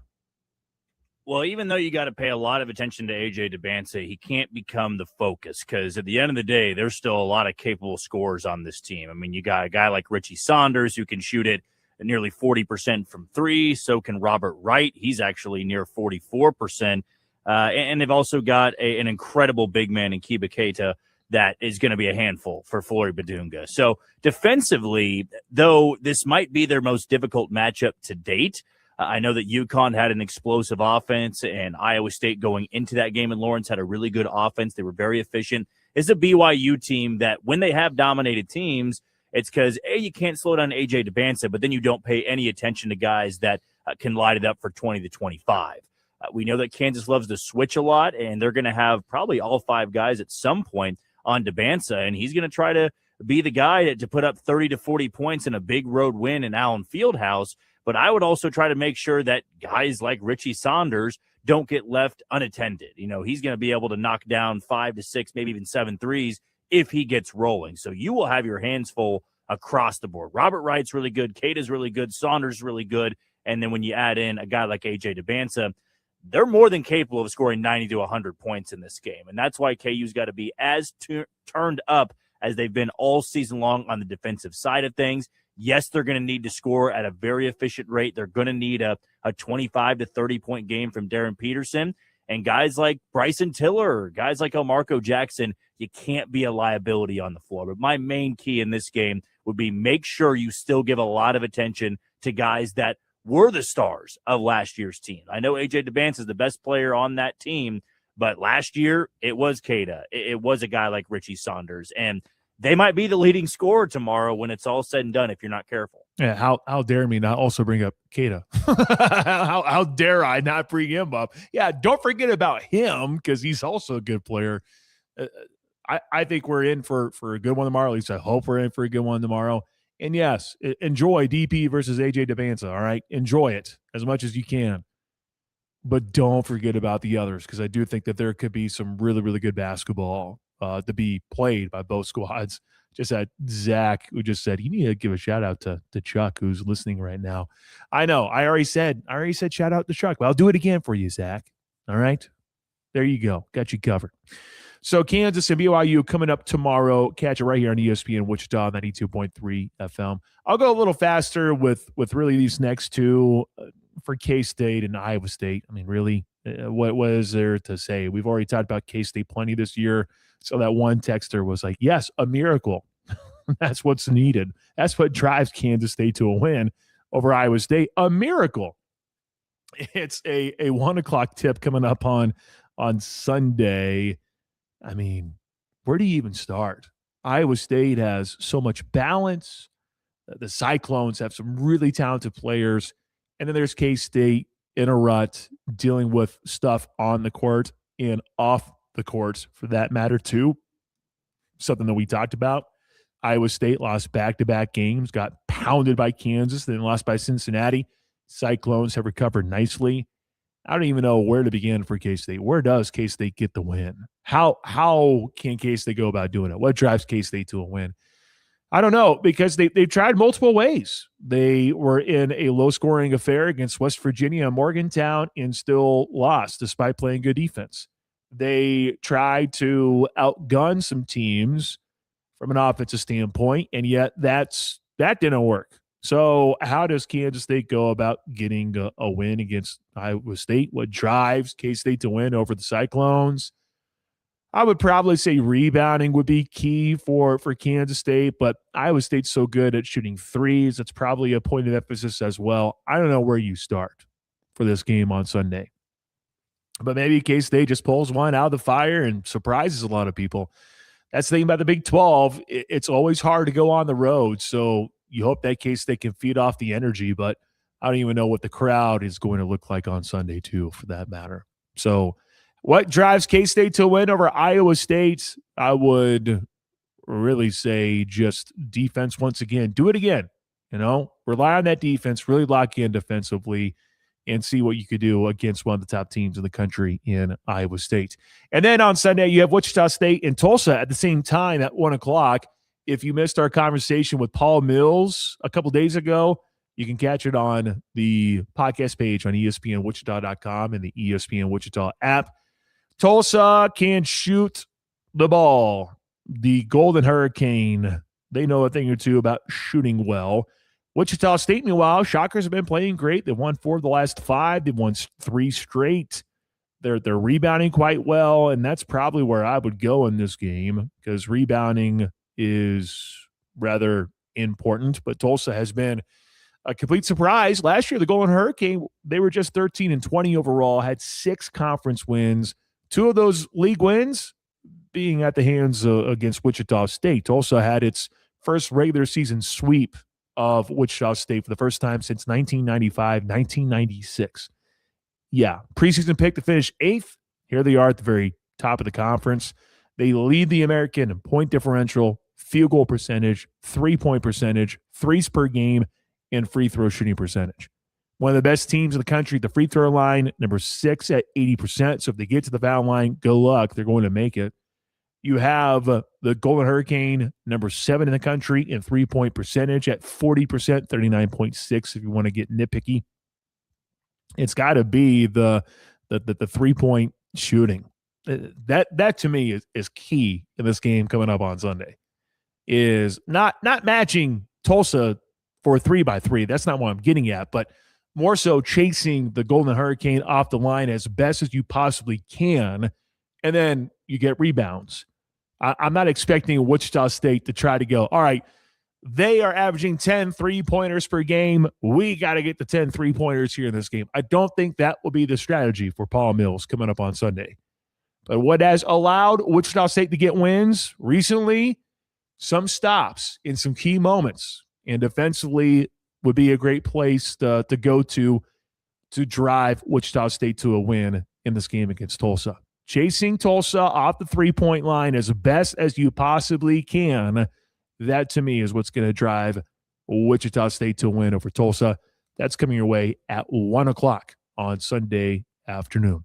There you go, our Davis Moore Chevrolet drive to a victory. 3 games on tap for you this weekend, and then we'll have a quick turnaround on Monday when Kansas takes on Texas Tech. So I hope you're ready for lots of basketball in the coming days. Coming up in a little bit, what's on tap? Buy or sell, presented to you by Busch Light. But up next, we got to hear from 2 stellar high school athletes, our High School Athletes of the Week segment, coming your way next on The Pulse. The heartbeat of Wichita sports fans. The Pulse on ESPN Wichita 92.3 FM. Hey, it's Sean Tarbell with Davis Moore Chevrolet. A new year brings a smarter, stronger way to drive. So jump into the all-new 2026 Chevy Silverado 1500 Custom 4x4 and save up to $14,000 off MSRP or get 1.9% financing. Save up to $10,000 off MSRP on the 2025 Chevy Suburban Premier 4x4, combining style and performance. Together, let's drive at Davis Moore Chevrolet, located painted under the big American flag at Kellogg and Tyler, or check us out online at davis-moorechevrolet.com. All offers plus tax, title, tax, and administrative fees expire February 2nd, 2026. The future will be amazing, and that's all well and good. But what about today? You can feel the rush of a 400 horsepower Nissan Z, or climb to new heights in the all-terrain Nissan Frontier. Light up the road in the all-electric Nissan Ariya that feels like a sci-fi dream come true. The future will be great, but today is made for thrill. All you have to do is get in a Nissan and drive. 2023 Ariya and Z not yet available for purchase. Expected availability is this spring for 2023 Z and this fall for 2023 Ariya. And we are all tied up in the bottom of the ninth. Bases loaded. Electric in here. Electric. It all comes down to this pitch. You throw the fastball here. But it looks like Brock is walking off the field and is leaving the stadium. What is going on here? I'm getting word that he left to get a taco. When you need a taco, you need a taco. Introducing the new Cantina Crispy Melt Taco, only from Taco Bell. At participating U.S. locations for a limited time only. Progressive presents Adjusting to the Suburbs. You just bought a home in the suburbs, but no one told you about all the birds, specifically this one, who seems to be calling out Roy. Roy. But who exactly is Roy? And why doesn't he ever respond? Maybe Roy is just bird speak for Save with Progressive by bundling your home and auto. I guess until Roy answers, we'll never know. Progressive Casualty Insurance Company. Coverage provided and serviced by affiliates and third-party insurers. Are you tired of replacing your roof every 5 years? AR Roofing has permanent solutions for you. AR offers both stone-coated steel and indestructible rubberized roofing options, reducing your insurance premiums and promising this is the last roof you'll ever need installed. Contact them for a no-pressure consultation and learn how AR Roofing can help you protect your home from hail, wind, and storm damage today. Affordable financing options available. Contact them at 316-242-0214 or on their website at arroofing.com. Brian Haney here. When I'm looking for the latest on Kansas athletics, I go to Kansas Nation. Interviews, news conferences, daily and weekly shows, and podcasts. It's all on kansasnation.com. Featuring Tyshawn Taylor, Brandon McAnderson, Chris Harris Jr., KU's official podcast, The Jayhawker with Nate Bukaty, and Catch Me with Jayhawk Greats on Haney and the Hawks. Kansas Nation, built for Jayhawk fans.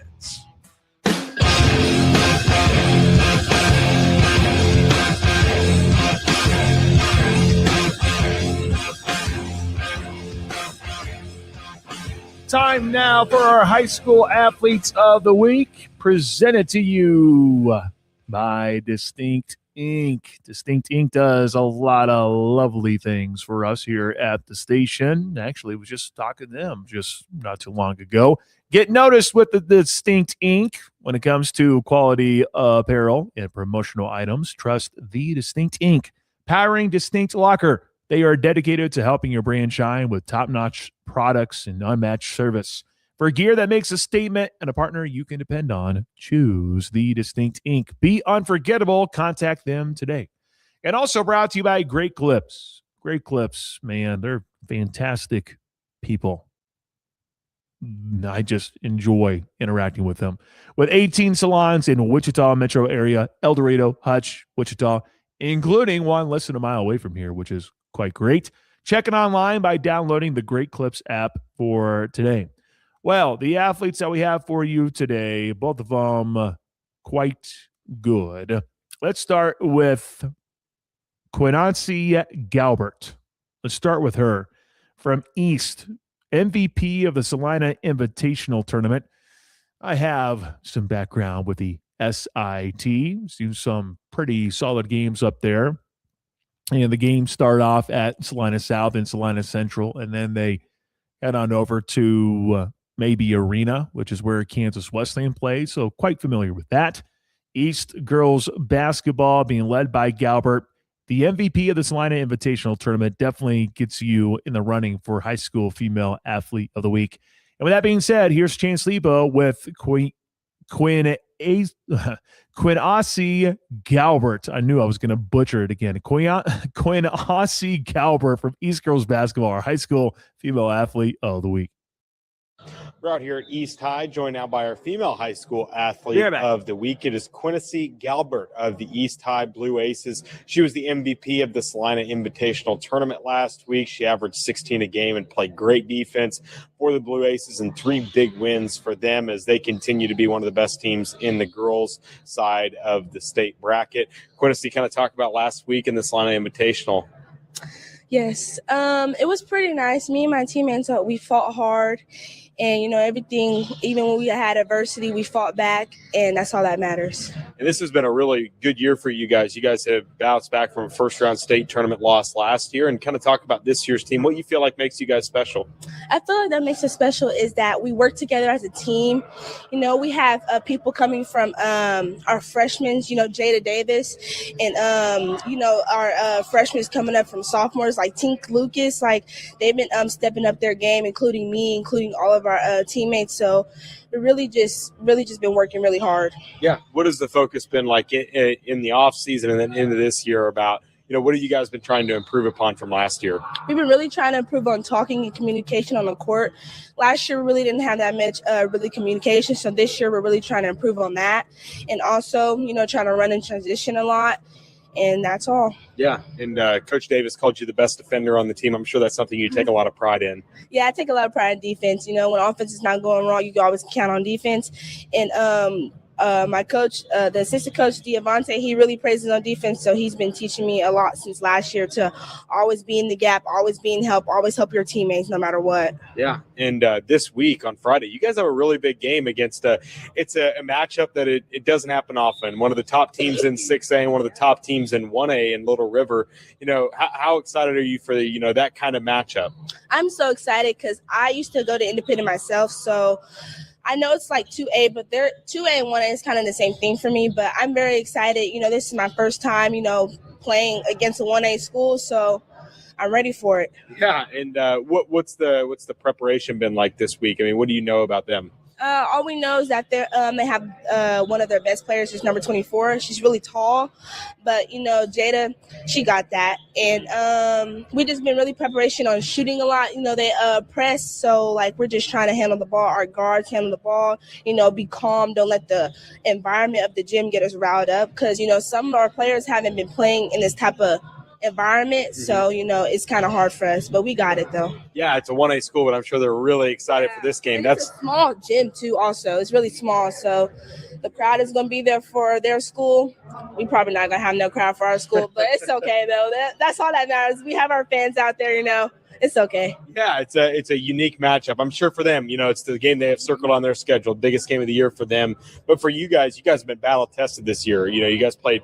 Lost against Heights and Aquinas and also against Andover, some of the best teams in the state historical programs. What did you guys feel like you learned from those losses? We learned from those losses is I believe that, we had a challenge and we were put to the challenge, and that's okay because we could have beat we could have beat all 3 of those teams. It was just, we just got ourselves too worked up, and I think we just got ourselves too worked up, and it was just all about the communication on the court, who man do you have and all that type of stuff. But it's all right. We got it back. The season's coming around, second semester. So Heights, we'll see you guys. Oh, yeah. Yep. And for you guys, what do you feel like you've learned about the team this season? You have a lot of new players, like you said, a lot of freshmen coming up and sophomores making strides.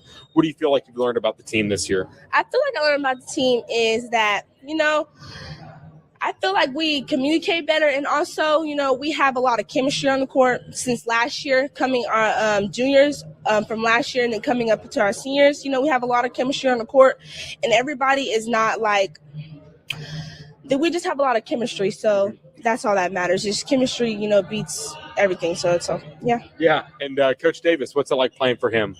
He's a funny coach.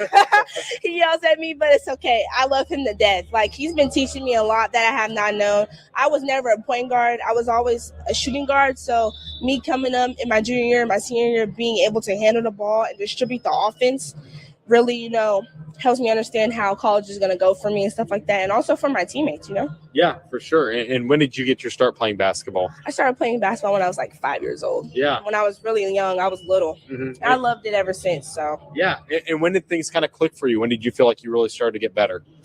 I started getting better probably My 9th grade year, I had an ACL tear my 8th grade year, so I had to bounce back from that. So Yeah, and what do you enjoy the most about basketball? My teammates. I just love the game. When you step on that court, everything blocks out my head, and it's just basketball. Teammates, coaches, winning. Even if you lose, it's still a part of the game. I just love it. Yeah, and who on the team kind of pushes you every day in practice to kind of be your best? I have to say Jada. She guards me in one-on-one, or Tink. They be pushing me a lot. Also my coaches, so. Yeah, and what does a pregame routine look like for you? What do you like to do to prepare for any game? Okay, this sounds probably inappropriate, but I like to use the restroom. Take my number 2, and then I listen to music. And then I just block everything out, and I just listen to music. That's all I do, and I just be quiet the whole ride there. Yeah. And what's your leadership role on the team been like? How do you like to lead some of the teammates? I like to lead some of the teammates by just, picking them up when their head is down, and always communicating with them. Always say, I have your back on defense, help side, I got you. Just always communicate and always say, and always just have their back. Because sometimes your teammates can get down on themselves and work themselves up. All you have to do is pick them back up. A simple high five, a simple pat on the back, pick their game right back up. Yeah. And what is the coaching points of the coaching staff, and what are they kind of telling you guys you need to be shoring up and making sure is all cleaned up by Friday? Just show up. We're practicing right now. We're just working on discipline and focus. You really got to focus. This team is really decent, so we'll just see when we get there. Yeah, and what are some of your goals for the season? My goals for the season is, we already won the Salina Invitational Tournament, and my second goal is I know we're going to make it to state, but I want to have another ring, because I have another ring from Independent, but I want this one for my senior year so I can really cherish the moment. And I'm already cherishing the moment because this is my last year of high school. I'm kind of getting sad, but it's all right. Yeah. What's next for you? What's up next after high school for you? Going to college, getting my bachelor's degree, keep working in the athlete, as an athlete, go all 4 years and try to move up from JUCO to D1 and possibly, see if the coaches scout me. Yeah, absolutely. And for you, what do you like to do for fun? What are some of your hobbies? I like food. I like to eat. I like to hang out with my friends. I like to drive around, listen to music. I like to, I have fun. I like to have fun. I like to skate too. Yeah. And what's a fun fact about you that somebody may not know about you? A fun fact.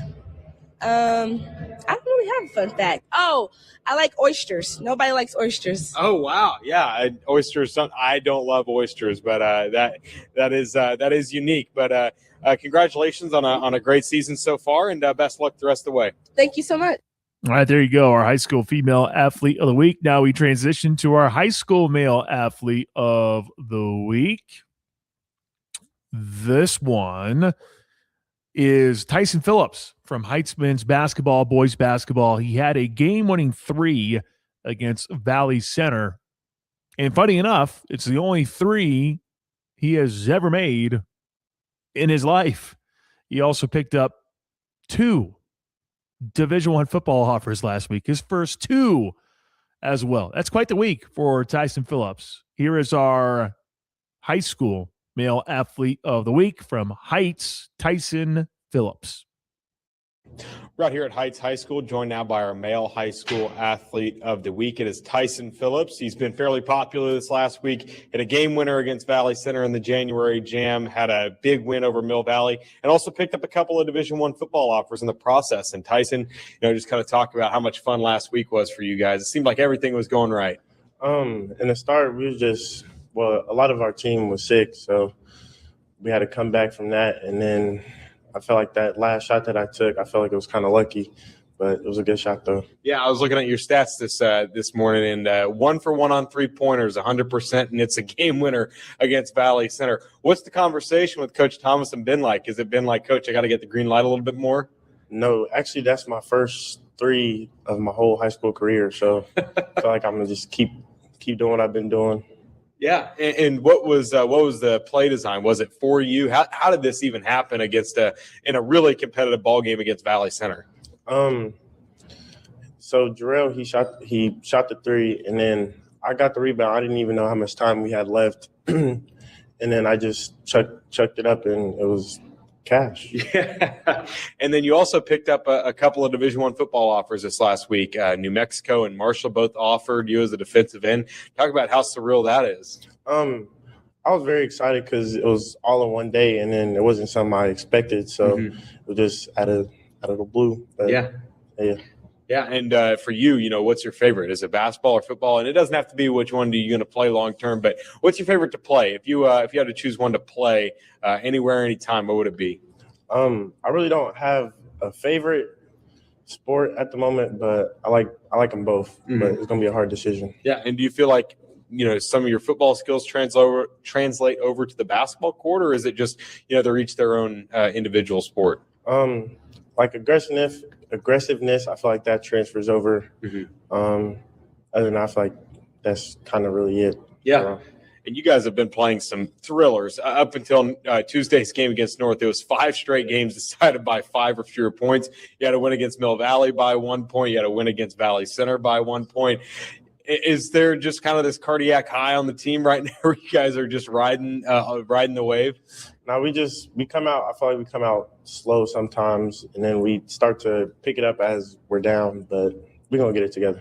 You guys trailed by as many as 12 against a top 5 team in 6A against Mill Valley. Kind of talk about the process of coming back in that game and what was one of the best games of the year in 6A. Just keep doing what we was doing, do what we work in practice, and then just really, I don't really know. Yeah. And you were one of the 2 guys that played on last year's team, played some real minutes last year, you and Jalen. Kind of talk about where you feel like you've improved the most since last year and what you focused on over the offseason. I feel like being aggressive with the ball, catching the ball, scoring, using my teammates, communication. That's really about it. Yeah. And this year's Heights team was kind of an unknown.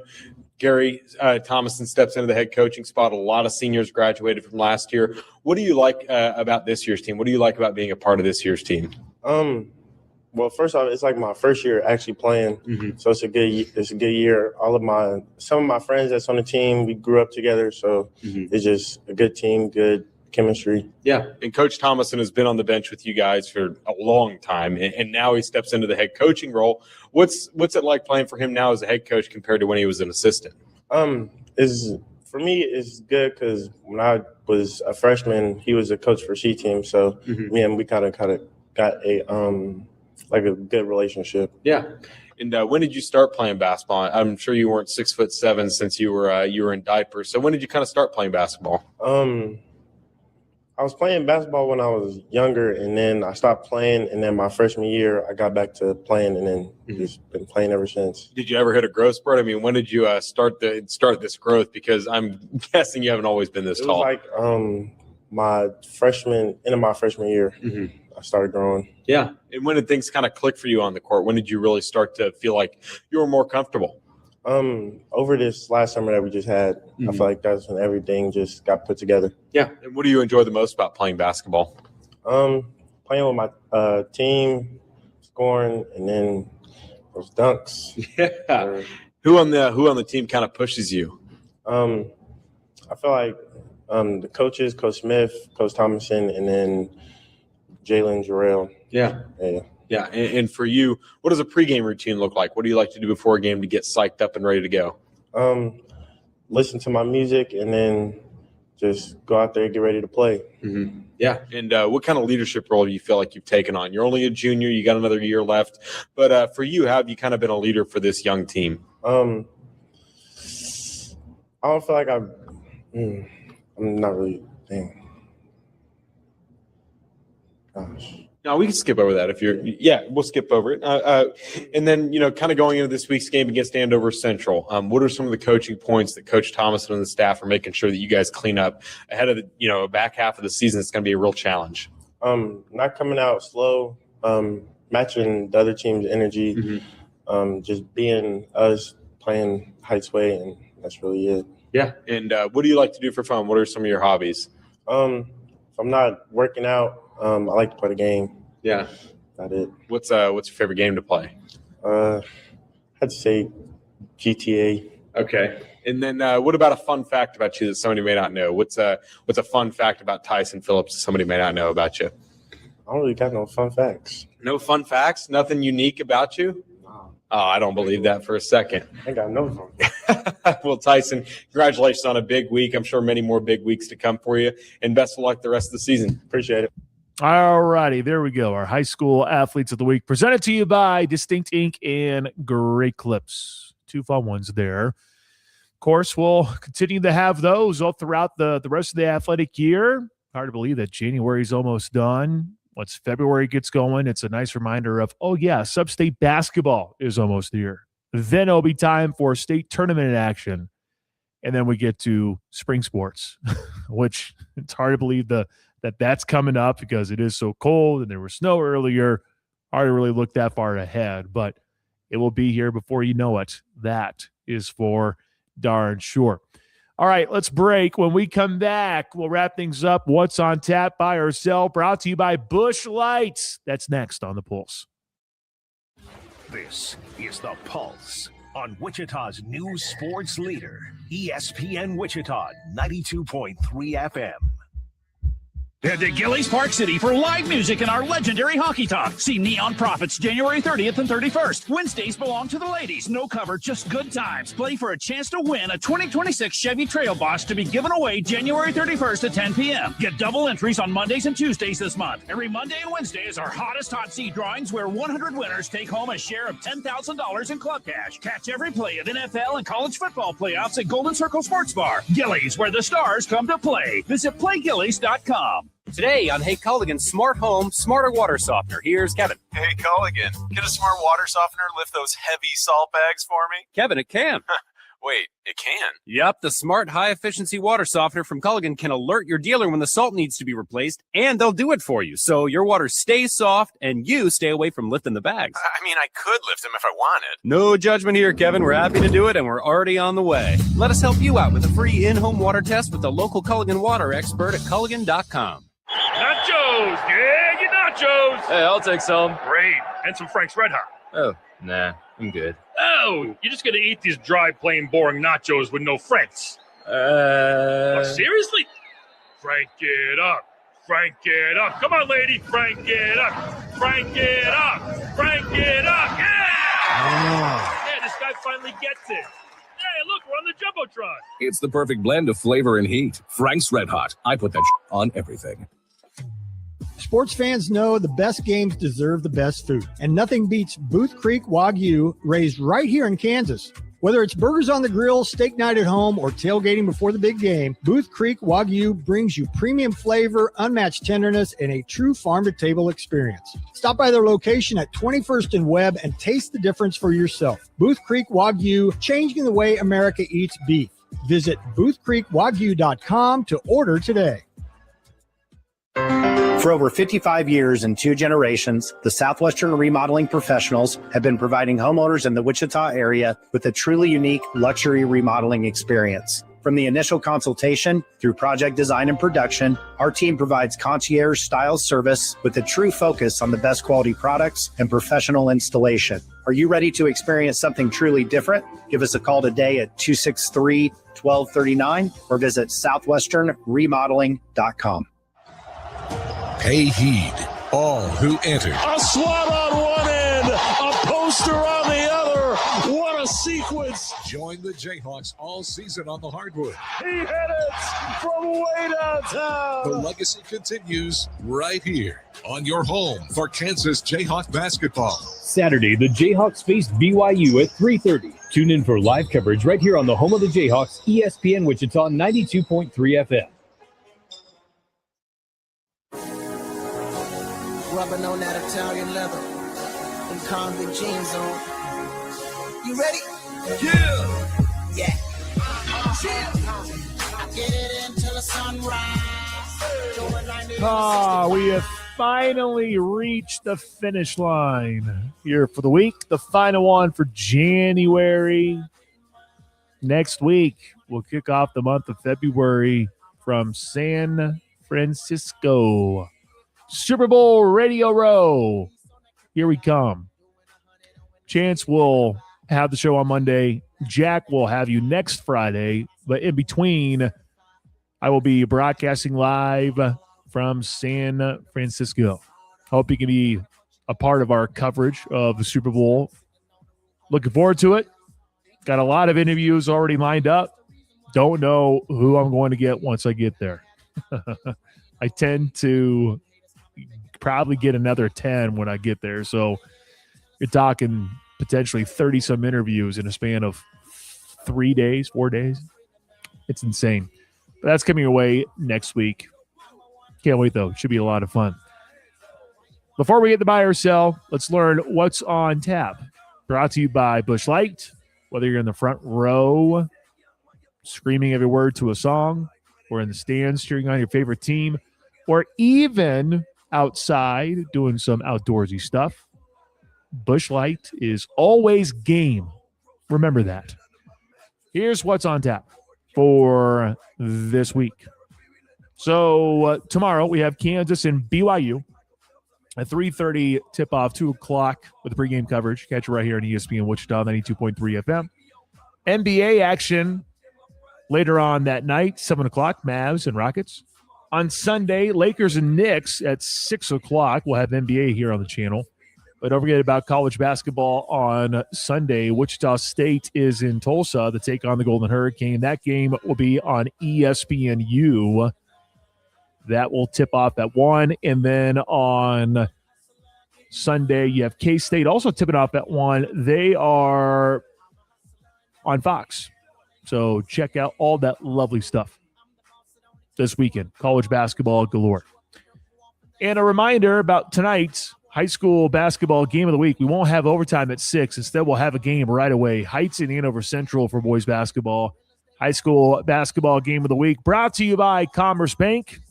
Coming your way right after Seren Petro in the program. So stay tuned for that. If there is a Four Seasons RV pregame show, it will be very, very brief. Very brief. All right, Jack, take us home, please. Buy or sell? Buy or sell. If Darren Peterson outscores A.J. Debanza, Kansas will beat BYU. If DP outscores A.J. Debanza, I would probably sell. Truly, it's the supporting cast for me. It really is. DP could score 30. A.J. Debanza could score 25, and I still would think that could be a loss for Kansas. Got to get some people around Darren Peterson. And I think Kansas has the capability. I would definitely say that Kansas is definitely the more junkyard-like squad. I don't know if the 5 is as good as the 5 for BYU, if I'm being honest, because BYU is just more lethal offensively. And that could be it, too. Do you prefer defense or offense? If you're a defensive guy, you probably like Kansas. If you're an offensive guy, you probably like BYU. Should be a lot of fun. I'm going to sell it, though. I don't think DP outscoring A.J. Debanza is really going to completely swing things in favor of the Kansas Jayhawks. Buy or sell. If Kansas State finishes last in the Big 12, it will fire Jerome Tang. You almost have to, don't you? But I keep going back to the number. 19 million. That's the number. So, oh man. I'm still going to sell it. I know I shouldn't get caught up in dollars and cents, but I truly think that is a thing. It's a factor. It is. And you're foolish to say that it's not a factor, because it is a factor. It is. Whether you agree or not, it's a factor. Okay? It's a factor. I'm going to sell it, though. 19 mil seems like a lot. Who knows? Maybe Gene Taylor. Maybe they rework a contract. That could be a possible thing, too. Rare. But maybe something gets reworked a little bit more to where it's a little bit friendlier for Kansas State. I don't know if that's going to happen or not, but I'm going to sell it as of right now. There are 2 undefeated teams left in college basketball, Arizona and Miami of Ohio. So buy or sell. One of those teams will finish the regular season undefeated. I got to buy, right? I got to buy it. I don't think it's Arizona. I don't know what Miami of Ohio's schedule is. Have you taken a look at Miami of Ohio's schedule? By the way, they slap. When you watch them, like I've actually seen some highlights of them, they slap. They actually play really good basketball. They're going to be that team that everyone's going to pick to make the Sweet 16 because they have shooting galore. They're 21-0. They've been doing well. Now, they barely beat UMass the other day by 2. They've had some close calls, 107-101 against Kent State. Buffalo, 105-102. So maybe, just maybe, Miami of Ohio is flying too close to the sun. They have Northern Illinois tomorrow. Next Tuesday, they go to Buffalo, and they still have to go to UMass. So they have a couple of them that very well could trip them up. I'm going to root for Miami of Ohio, by golly. I'm going to buy. I think one of them is going to stay unbeaten. Go Miami of Ohio.